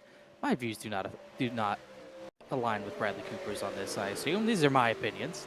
But Bryce Shoemaker's been holding his line fine all race, and all of a sudden he's swerving on the rear bumper of the 21. I don't like that at all, regardless of how the race is going. I think that's pretty stupid.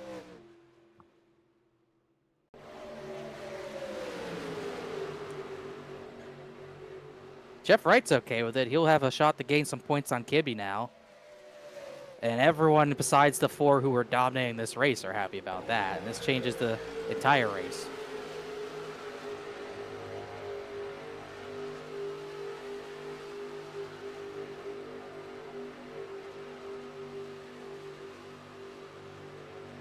I mean, back 4th there. Almost turns him there, didn't do it, so now he goes to really swipe on his right rear. Hits him there, then hits him again. I don't like that at all.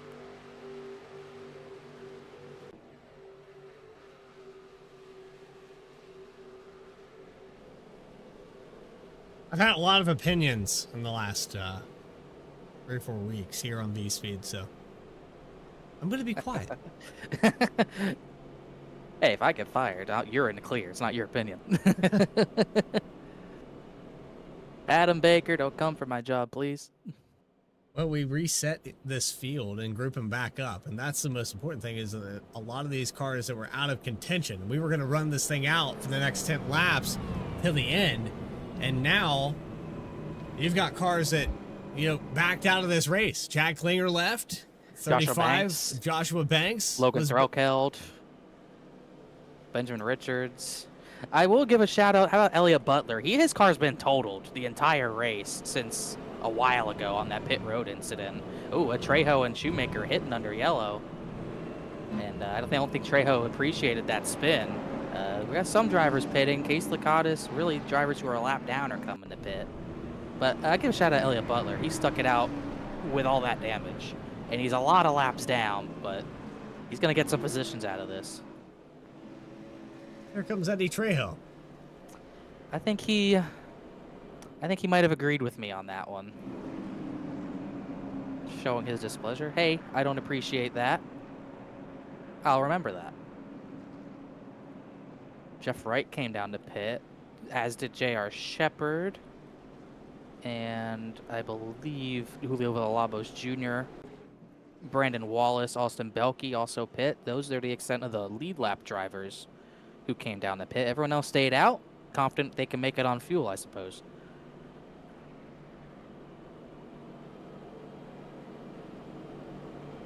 O'Connor, sometimes it's fun to be a fly on the wall in the Discord, but I don't know if I want to be in any one of these channels to the end of this thing. I wouldn't want to be in the admin chat dissecting that incident that we just saw, that's for sure. And thankfully we have a lot of admins. I don't think a lot of people in there are admins, but maybe they are. I don't remember Case Lakatis being an admin, but he is up there. Brandon Wallace, Ben Lafter, Bryce Calusa, that group's had a tough race. Kenny Kibbe and J.R. Shepard in the DPM channel, 2 title contenders right there. Bryce Shoemaker and Caleb Weekly, Firestorm Racing. I'd be on a fly on the wall on that one, and what the conversation was in that one. McWhorter, Jordan Trask. Trask not racing tonight. McWhorter out of the session, out of the race. A lot of Discord still being used. Ray Massey still in this race with his crew chief and spotter. Bailey Turner feeling pretty lonely right now. Very rare that the Sad Boys channel is empty, but it is.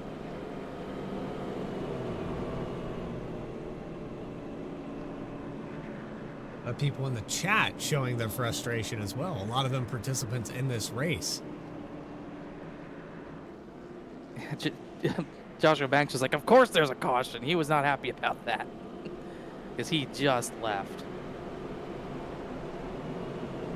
Alex Bell calling Play back till the whistle. Alex Bell calling back to the Clint Boyer moment at Richmond. Shout out to Alex Bell, by the way. Thanks for joining us. Miss you on track. Logan Threlkeld. Apparently he didn't like the car. Who knew?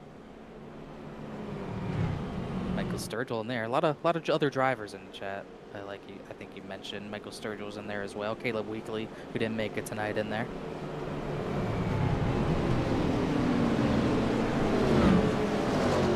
Getting ready to go green. It's a completely different race for those top 4 now.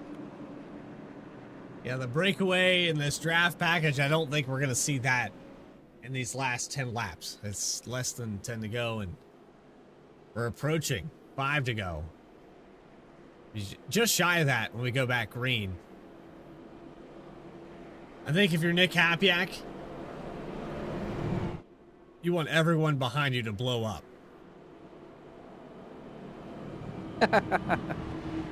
Yeah, that would be an ideal outcome, I would say. I don't know what's going to happen here. We really haven't seen racing since the very first run of the race. I'm almost worried all these drivers might have forgotten how to race and how to generate runs. We never really saw a third lane form in that first run of the race before our green flag pit stop sequence. So this is going to be very interesting to see how those top 4 race, especially because they've worked together the last really 50 laps. And now they got to go against each other, and there's more drivers in the fight. And it's going to be really important how Kenny Kibbe and Jeff Wright get along on this restart. It's, separated by 5 points coming into tonight. Would be huge for Kibbe to gain some points, but Jeff Wright could also extend that lead a little further. And J.R. Shepard's back in this as well. But if you're Kibbe right now, you're thanking everyone that brought that caution out. And I mean anyone in particular. If I'm Kibbe, I would have been fine with going into Nashville two back to Jeff Wright. Now it could fluctuate either way. It's going to be a big finish here. Yes, it is. With 7 laps to go, crossing that start-finish line. Green flag back underway. Late race restart at Talladega. Hunter Sr. got to the bottom. He's got Jared Skinner in front of him. So now 3 of the 4 on the bottom line. If you include the 00 in there, you got 4 Juicy Spider cars on the bottom. That's what they want. That's how they drew it up. Ryan Carlisle has his work cut out for him with Bailey Turner. I'm sure there was some communication there between the 71 and 24. Toy Story. You got a friend in me. Yeah, that you really didn't get that good of a restart. The 71 didn't, and it stacked up that top lane. That's what let the 02 get down in front of Kenny Kibbe, which is actually, it's turned into a great restart for Kibbe. He's about to get 5th position, but he's not quite clear. But now the 71 and 24 are hooked up bumper to bumper. Now they have some momentum. Big run here on the outside for Ryan Carlisle. Nick Hapiak still your leader. 5 laps to go from Talladega. Lap counter getting shorter and shorter.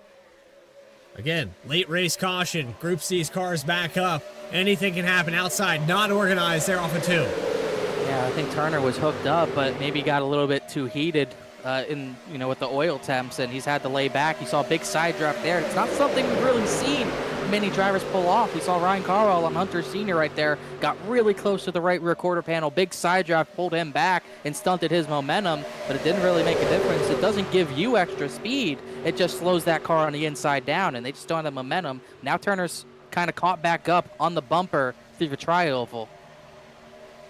If I'm Kenny Kibbe right now, I'm paying attention to that outside line. I'm going to find the first opportunity to get out there. Jeff Wright is side by side with him. Well, usually, if it's like a next-gen race or an Xfinity race or in the trucks, it gets to a point where you're 3x3 and you're gridlocked to your line. There's nothing you can do. In this, it gets kind of spread out. It's kind of all over the place. But right now, I don't know if Kibbe's going to have another opportunity to get up on the top of the racetrack, as here comes a little bit of a block from Nick Hapiak. He saw that outside lane come and got up in front of him. They're going to try to control both lanes. Jumps up in front of the 71 of Ryan Carlisle.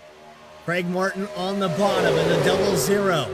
Hapiak looking for his first win in Saturday Night Racing League. He's came close a few times through this season.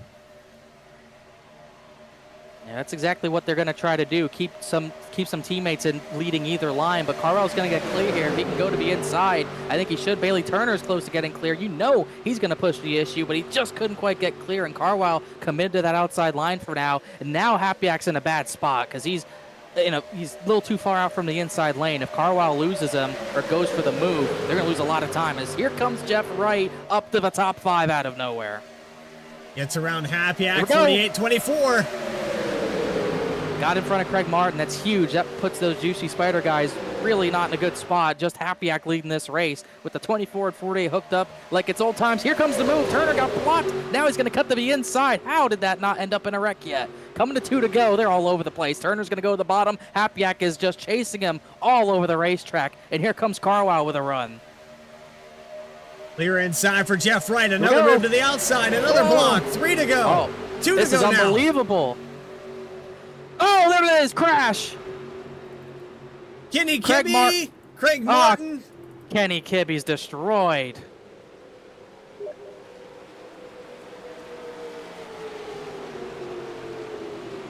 That is a huge moment in the title race. A lot of damage to Kenny Kibbe. J.R. Shepard got through it. No, he's got damage as well. Jeff Wright has no damage out of it.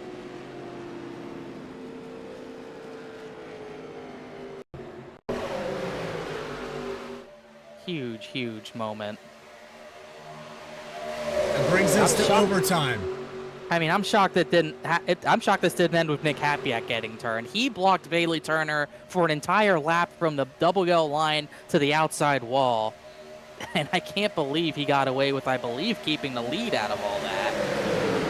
It happens with Craig Martin. It looks like something happened. Jeff Wright swerves and it checks out that lane, and Craig Martin kind of comes together. And poor Kenny Kibbe was through it. And it looked like someone got into a car to turn him to the outside wall.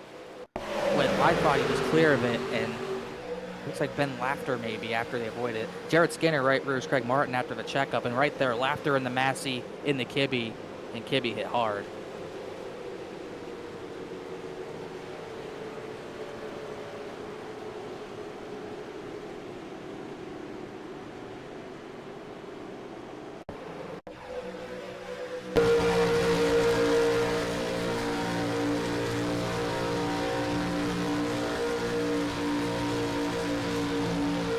A little checkup there, I think, because of the 48 swerving, and it sent Craig Martin checking up, and Skinner kind of got caught in a bad spot. He was to the inside a little bit of the 00 at a bad time, and it almost sent the 00 over. He was on his side. Didn't complete the flip. That's 2 of the 4 who are running at the front all race out of it, Carwile and the 00. Leo Villalobos picking up damage from that as well. Hey, honestly, visually, the 14 looks better than I thought it would. But I still think he's probably not going to have any speed for this green-white checker. The only good news is that maybe there's more cars damaged more than him. So we'll see if anyone needs to take fuel. Oh, looks like Jeff Wright. Remember, he pitted very early. It looks like he has to top off on fuel. So he's going to lose some track position here. That's good news for Kenny Kibbe. He could, well, he's going to try to get the damage repaired. I was going to say he could try to stay out and stay ahead of the 48. That 45 might have gotten the worst of the wreck. He's got no right front tire. I mean, everyone with damage came in. Villalobos, 54's on pit road. He got damage out of that, which justice to some, maybe. Elliott Butler, he still got damage to repair from his green flag pit entry crash. Carwile, honestly, 71 doesn't look too bad compared to some other cars. Christopher Hodges, he's back in this race. He's still 3 laps down, though. Well, cat's out of the bag. Benjamin Richards, you didn't ruin it for me, but my friend, Mr. Akimbo, did.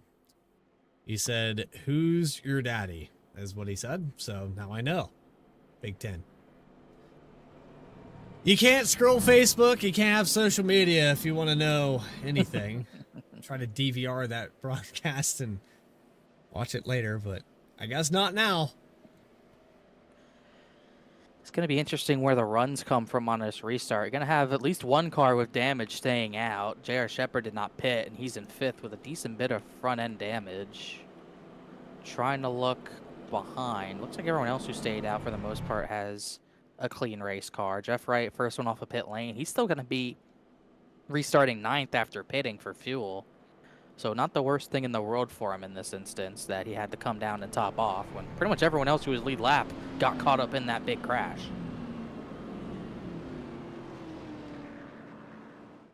It's unfortunate. I'm still so stunned the Hapiak's blocks were working. I've never seen anything like that. You usually get one block and maybe make it work, maybe not, but then usually the second time or third time you're wrecked, and somehow he got away with all of those. I've never seen anything like that. I can't imagine Turner was too happy with it.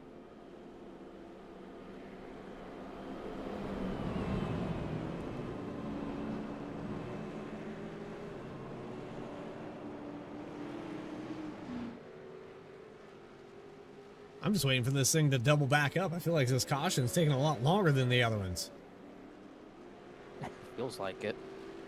Everyone's getting caught up. Everyone getting damage repaired. Craig Martin, who's been at the front all race, is going to end up with a wrecked car, as is Ryan Carwile, who didn't get that much damage, but he's still going to start at the back. And Kenny Kibbe obviously couldn't get too much damage repaired. He's pretty slow. It's going to be a big hit into Toto hopes if the 48 doesn't have an issue on this green-white checker.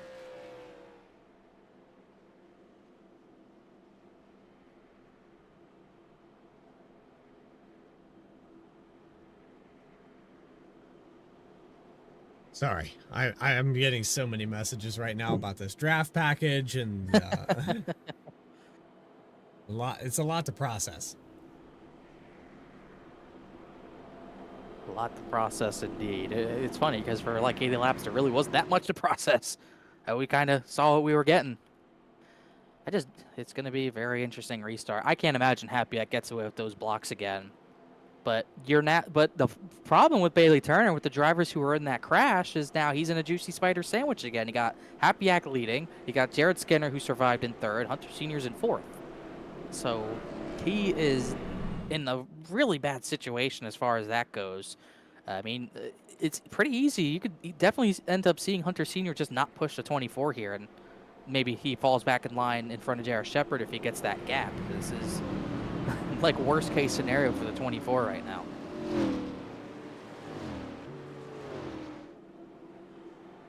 Hapiak has friends behind him, but J.R. Shepard back into the mix. With Jeff Wright hitting pit road, there's a lot that can be said about the 48 going back and the 98 up front. Still have the potential to see another winner in SNR history and the championship unfolding here in front of us with our first green-white checkered attempt out of 3. Nick Hapiak looking for his first win. Bailey Turner trying to close on his second super speedway this season. It's been a drought, but back underway. 2 to go. Well, Hunter Senior staying committed for now, but he kind of lifted off the back bumper of the 24, but he's not going to have that gap down to J.R. Shepard.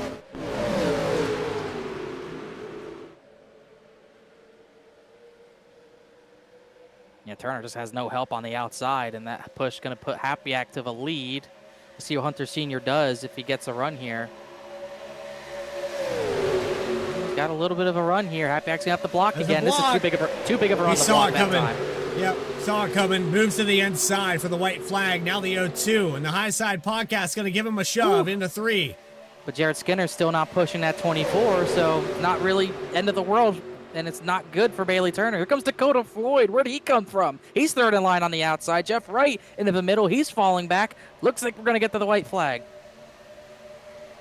Looks that way across the line. Dakota Floyd. One more time around. He's got the momentum on the outside with the 87 of Vlak Lavic. Just not able to push right now. There's some damage on that 87 holding him back, and Hapiak's clear. Hunter Senior kind of holding Bailey Turner back. He's going to have a big push down the back straightaway if he wants to take it. Hapiak might just have this one in the bag. 24 moves to the outside. I don't know that Dakota Floyd wants to push him, but he will. It's a big push. Big push right here. Hapiak's way too far out. No way he can block this. He's going to try it. Oh, and he's going to get turned. Big crash at the front. Roger Vaklavic's going to win it. With the damaged car. Eddie Trejo's tumbling. Roger Vaklavic's going to win it. Could you believe that? Oh, my gosh. Who's going to finish where? J.R. Shepard's still going. Brandon Looks Wallace like he's with the top 3. Jeff Wright was in that. Kenny Kibbe might not lose too many positions and points out of this. They just wrecked across the line again. Jeff Wright ended up 6th out of all that. Kenny Kibbe, he's going to come across the line in the 9th position. Oh my gosh, what a finish. Holy cow, the 24 hit the catch fence. Unbelievable. That was... I've never seen that on iRacing. That just seemed like the Juicy Spider guys just trying to be like, you know what, Bailey, you are not winning this race, and if we don't win, you are not winning. And I don't think that was what happened. I don't think Hapiak was trying to turn himself, but no doubt his teammates were not pushing that 24. He goes into the fence. The 71 tumbles. The 21 goes tumbling. Everyone else gets caught up in it, and Broderick Vakalavic out of nowhere is the one who gets through to win the race. Well, that's a heck of a way to get your first career win.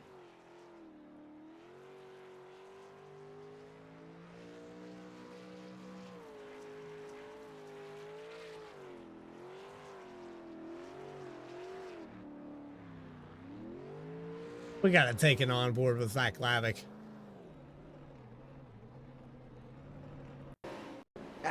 He was on the outside line, and he just got away with it. He was, I believe, maybe third or fourth before that wreck started happening. And right there, to me, that looks like Hunter Sr. trying to hold Bailey Turner, pin him to the inside line, but they're just, Turner's shoving him too hard. There's nothing he can do, and Beck Lavick's not pushing 57, so the inside line gets a run. And Turner sees his opportunity to get to the outside right there. Right there, I thought the 02 was going to turn him. He did hit the 24, but just too much of a push. And at that point, that put Hapiak way too far out when he couldn't block this 24, but he tried anyways, turned himself, and look how close he came to getting in that. The 06 almost took him out, and Dakota Floyd just couldn't get through in time. And that just caused the most chaotic finish of the season. And they weren't done wrecking. They kept wrecking past the start-finish line after that wreck was over. 24 is in the grass. There's a tire rolling. Dakota Floyd has no control. He turns the 54. Bailey Turner's fighting his car to get to the line. Then he comes back up. He hits Jeff Wright in the Ryan Carwile. My gosh, what a mess. And Kenny Kibbe got through all that to come home 9th and really limited the damage. The points he was going to lose to Jeff Wright really limited the damage. That was huge for him.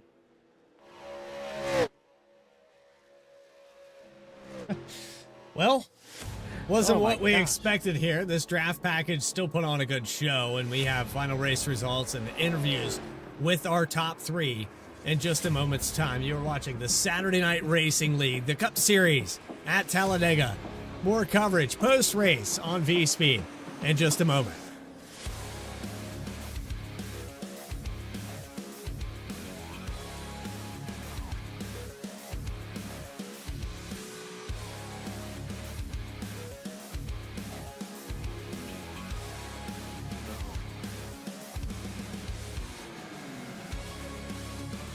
JS Racing. We're in the game.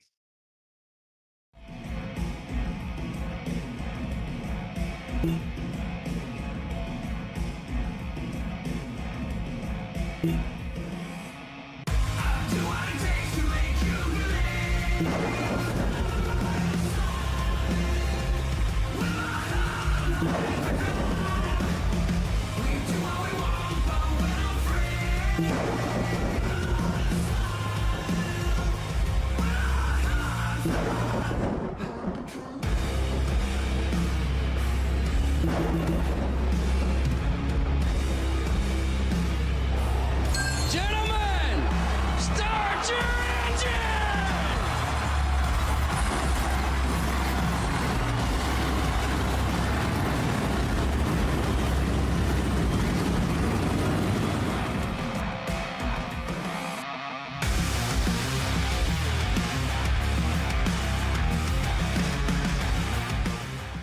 Drivers, start your printers.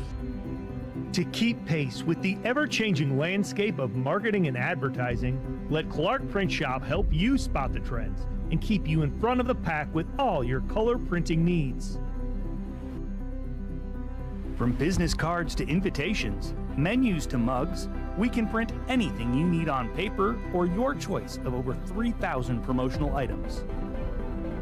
Visit www.clarkprintshop.com to browse our online catalog and place your order today, or call us at 276-889-3426. For a limited time, use the code iRacing for 23% off your first purchase.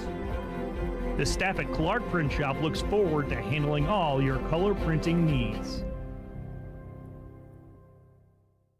Walking and Rolling Costumes started when my son Reese was born with cancer. So when I was 3 years old, I got my first wheelchair. And he wanted to be Wall-E for Halloween that year. And so I knew you couldn't buy a costume to go on a wheelchair at that time, so I knew I had to build one.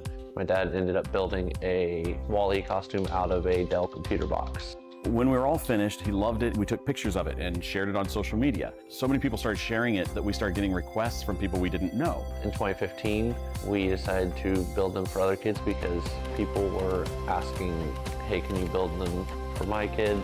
So we started the nonprofit organization, Walking and Rolling Costumes, and we build costumes for kids all over the nation, free of charge to the families.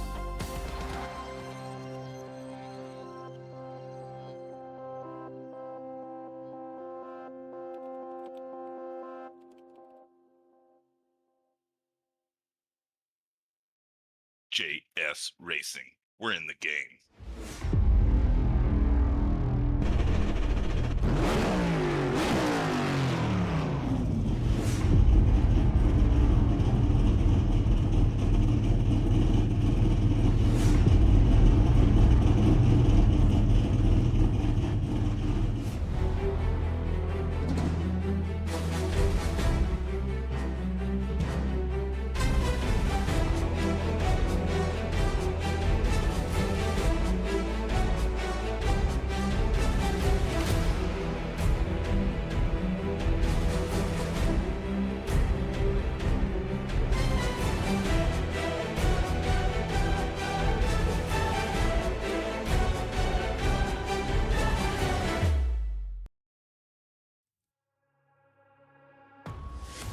Well, we actually have a little bit before we get to that, so let's hit the right button. But we're back here at Talladega Super Speedway, where Broderick Vaclavic has found his way to victory lane for the first time in his Saturday Night Racing League career.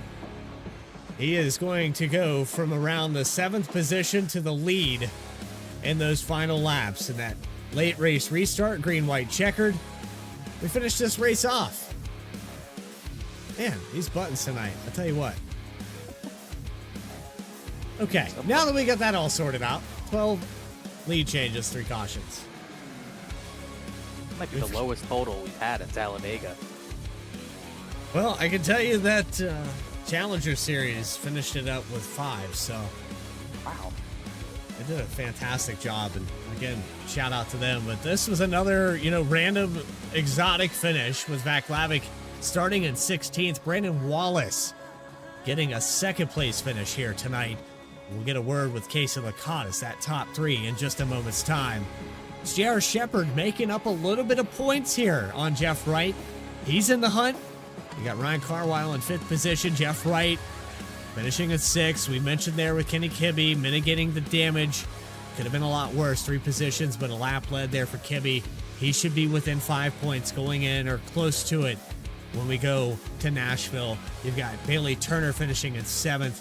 His championship hopes have pretty much been dashed with that. Nick Hapiak with a late block, still somehow able to get an 8th place finish. And Craig Martin, all of those juicy spider cars in that incident on the turn 4 white flag. Yeah, just the craziest of finishes. One of the bigger villains in this race, probably Bryce Shoemaker. He finishes 11th through all that. Hunter Sr., I believe these 3 didn't end up finishing the race. Hunter Sr. 12th, Dakota Floyd 13th, Jared Skinner 14th. So not the race Juicy Spider was looking at on that green-white checkered. All those drivers, Senior and Skinner, were top 3. They end up outside the top 10. Ben Laughter, these are the drivers who just stuck it out all race long. Ben Laughter, 15th, a lap down. Chuck Sweeting, Brian Chambliss, 2 laps down, 16th and 17th. Christopher Hodges, in I believe his tribute paint scheme for Kevin Mulcahy, he ends up 18th place. Mark McFadden, 19th, and Eddie Trejo, 20th. What a race for 18th that was, with 3 drivers, 3 laps down. Austin Belke going to finish in 21st position. Julio Villalobos back here in 22nd. 23rd going to Elliott Butler. Ray Massey going to finish in 24th. You have Chad Klinger, who started up in the top 5. A lot of cars that were in the top 5. Early exits for the top 10 here tonight. You have Joseph McWhorter, who started 15th. Going to finish in 26th. Joshua Banks, an early exit for the 35. He'll finish 27th. Logan Threlkeld made it back in time for the Christmas party. Going to end up finishing in 28th. Benjamin Richards, early exit for him. He's going to finish 29th. Bryce Calusa in 30th. And 4 more cars to talk about with Keith Shoemaker, Philip Brewer, Max Cost electing not to grid John Sanu in the number 86. Well, it seems that I got my buttons working again here, and the first button that we're going to press is Broderick Vaclavic in the number 87. He has found his way to victory lane for the first time in his SNR history, and it seems that Vaclavic is nowhere to be found in the Discord. We're going to do our best here to pull him up. There he is. As soon as we can get him up here, we've got your race winner. Well, Broderick, I gotta say, it was one of those moments that it'll go down in the history books. First time win here at Saturday Night Racing League. Congratulations on that. But again, it feels a little weird when it's right place at the right time. You had a little bit of damage on that car. You were just able to avoid the wreck. Right.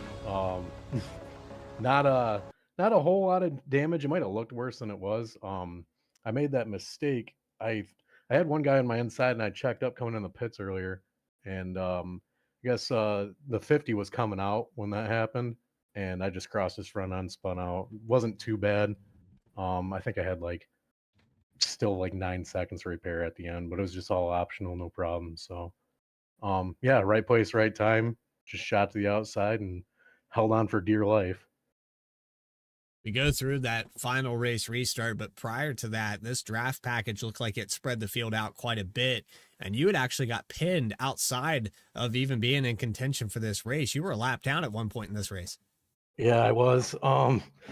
Yeah, unfortunately that happened, but I ended up being a lucky dog there, so I just played in my favor, I guess. I honestly didn't think I had any shot at anything here tonight, so it was yeah, pleasure racing with everyone, and yeah, just it's all luck at Talladega anyway. You just got to be at the right place, right time.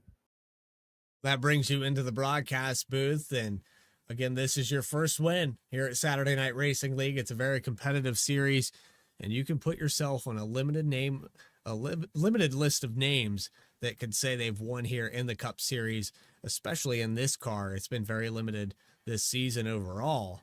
So congratulations on that. Who do you have to shout out? Absolutely.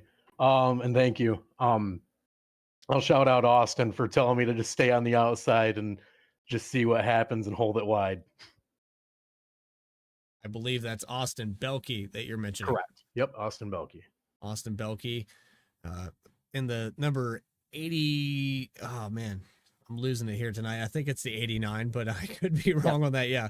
He drives a 24. He drives 89. And sometimes he's in a paint scheme that looks like a 24 and it's an 89. So, but right. Hey, congratulations, Broderick. And we look forward to seeing you next week at Nashville. Go enjoy this one. Yep. Thanks for having me. Race winner in the number 87, making some history here as we move on to your second place finisher. Not the first time I've talked to this guy. It's Brandon Wallace in the number 99. It's the first time in the Cup Series, I think. And maybe you have a win over in the Challenger Series, if I'm not wrong on that, at Atlanta. Yeah. Maybe this comes Super Speedway is your niche here. I don't know about that, but we're going to keep trying, I guess. Well, it's kind of coming together for you here at the tail end of these races. And you got that victory at Atlanta, of course, and now at the right place at the right time. But this top three, no offense, but this top three was not what we were expecting at the end of this race. No, not at all. That was kind of, yeah, the ending and the way this car drafted, it was different. Well, and you go back to the mid portion of this race where everything got spread out. We had those green flag pit stops. Maybe you got pinned outside of the lead lap.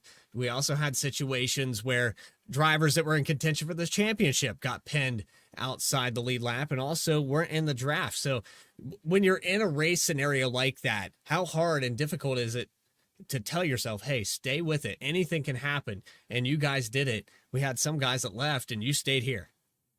Yeah, that was, I mean, we were 15 seconds from being lapped by the lead group, our group of 7 or 8, and we just couldn't make any headway going forward or backwards. We were just dead in the water until that caution came out. So I mean, it would have been a totally different ending without the caution. Ultimately, though, you end up with a podium finish. And Brandon, I know you enjoy coming up here. You got Goat Locker on the side of that wheel, and always love the camera angle. It's a very unique one. And you race, man, I think you're racing like 4 or 5 days a week here on VSPEED. So you definitely get a lot of TV time, and we appreciate you coming in here and talking to us. Anybody you got to shout out for the 99 on the podium? Yeah, man, I want to obviously first you guys and Chad and Jeff in the league, all the sponsors, M&J Distributors, Walk and Rolling Costume, Juicy Spider, Clark's Print Shop, all those guys. My usual teammates, none of them were here tonight, so I want to thank Ben Laughter, who had a terrible, terrible last lap in the Challenger Series. He let me run with those guys and hang out, and we keep each other from kind of going crazy tonight. So big shout out to Ben, and he's going to get him one. He is getting closer and closer. Had a great finish there at Watkins Glen, and really close here to, tonight there in the Challenger Series. Ran up front a lot, but you know what? You can go back and tell him, hey, this is what second place feels like. Congratulations, Brandon Wallace. All right. Thank you, guys. Appreciate it again. There you have it. Second place with the driver of the number 99. And finally, that brings us to our third place finisher. It's going to be Casey Lakatos in the number 50. I believe Connor Horn has caught up with him. Yeah, I got Casey Lakatos right here. He didn't lead the lap, but he finished third place out of nowhere. Casey, I bet if I told you with 15 to go you're gonna finish third, you would have called me probably an idiot and a few other things. You end up third after all the chaos that happened in the last 16 laps. How in the world did you get through all that? Well, the one that got me the lucky dog right behind, I think that was Ben Laughter, who was about to get it. I got lucky there. I was playing dodge them. Dodge the cars where I could. So I ended up getting that. I was sitting behind all the lap down cars. Gave her hell, tried to see what we could do to make it back up. Knew the car had draft issues. Had a couple practice runs with it. Had some ideas of what I could make happen. Had a heck of a run with Eddie behind us. Did what I could to get up there and push, and just ended up luck of the iRacing gods, I guess. I think I went through Dakota, and then I think I caught Jeff on the back end there. So sorry to Jeff. I apologize to the 87. I actually spun him on pit road probably about halfway through the race, and I said, well, hell, he went back and got some. So good job to the 87. Just glad we could get up here and get some. I knew we had something to contend with, so glad the number 50 Goodwrench car could make it. A good wrench car got to the front when it mattered most. It's, I believe, I'm trying to remember off the top of my head, it's about your fifth or sixth top five finish in this series, I believe, and I believe it's your first out of Super Speedway. And obviously, Gen 4 car a little bit different than what we saw at Daytona or even in Season 1 in this car. Obviously, it was wild for everyone and kind of interesting for everyone. How did you feel behind the wheel? How weird was it seeing how spread out things got? I had a different race a little earlier on and saw, or just at least in practice, and found a couple side draft strategies to try and make it work, make it happen. I get a run and,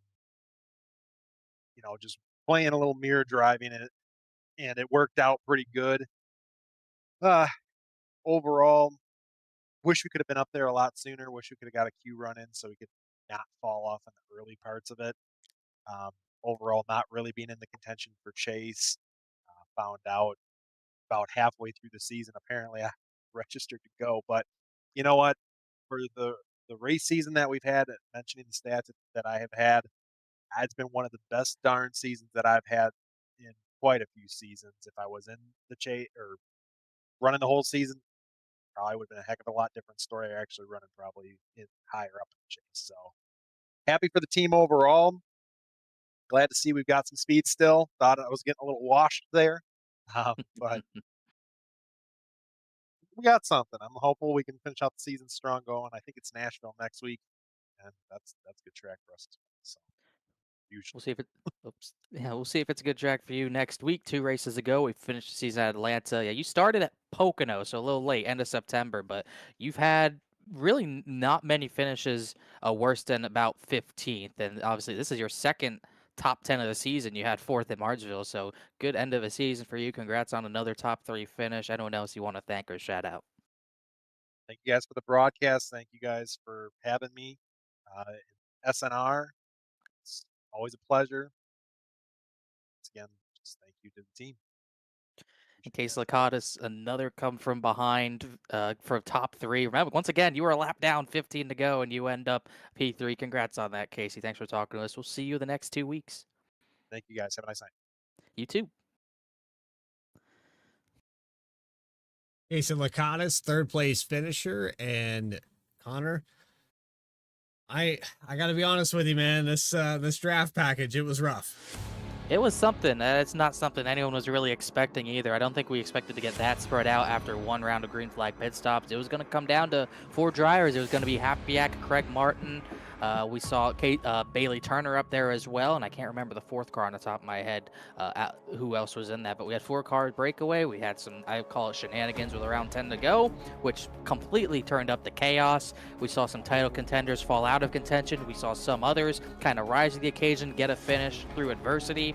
We're down to pretty much, realistically, a 2-horse race, maybe a 3-horse or 4-horse race. Unofficially, it's Kenny Kibbe behind Jeff Wright by 7 points. J.R. Shepard unofficially 19 back. Nick Hapiak 27 back. Wow, he which is a big deal. He could have used some extra points if he won that race. Imagine how different it would have looked. But not the case. Jeff Wright clinging to a lead, and now there's 2 races to go in this season. But definitely an odd race. Definitely things will be said about it for sure. But Broderick Vaglavic, I mean, he said it himself. Sometimes you need luck at these super speedways, and he got a good amount of it tonight to get his first career victory. In Nashville, I don't think it'll be as crazy, but it will be fun. Even though it does say super speedway on the wall, don't let that confuse you. This is the mile and a third. Yeah, it's a mile and a third here. And, coming up with a concrete oval, a racetrack that's very tough to pass out. We saw a lot of passes for the lead here tonight, but you're going to see limited strategies and very conservative racing. Guys are going to kind of pit together. It's going to be on December 13th. You can catch it here live on VSPEED. Also have Dover, Monster Mile. So 2 concrete tracks here at 7:45 p.m. for the Challenger Series at 10 p.m. Eastern Time on VSPEED. If you enjoyed tonight's action, Connor, I know I did. It was phenomenal. Make sure you hit that subscribe button. You'll never miss a single race. We have plenty of other races left to be done here on VSPEED. We wrapped up some seasons here in the official series for SF23. Congratulations to everybody that participated here tonight in Saturday Night Racing League. It's on to 2 weeks left. Who's going to take the championship? Will it be a repeat? Can Kenny Kibbe get it in the Cup Series? Philip Brewer with a commanding lead in the Challenger. This is Bradley Cooper on behalf of everyone at VSPEED saying so long from Talladega. We'll see you in 7 days' time at the Concrete Ovals. Stay tracking, everybody.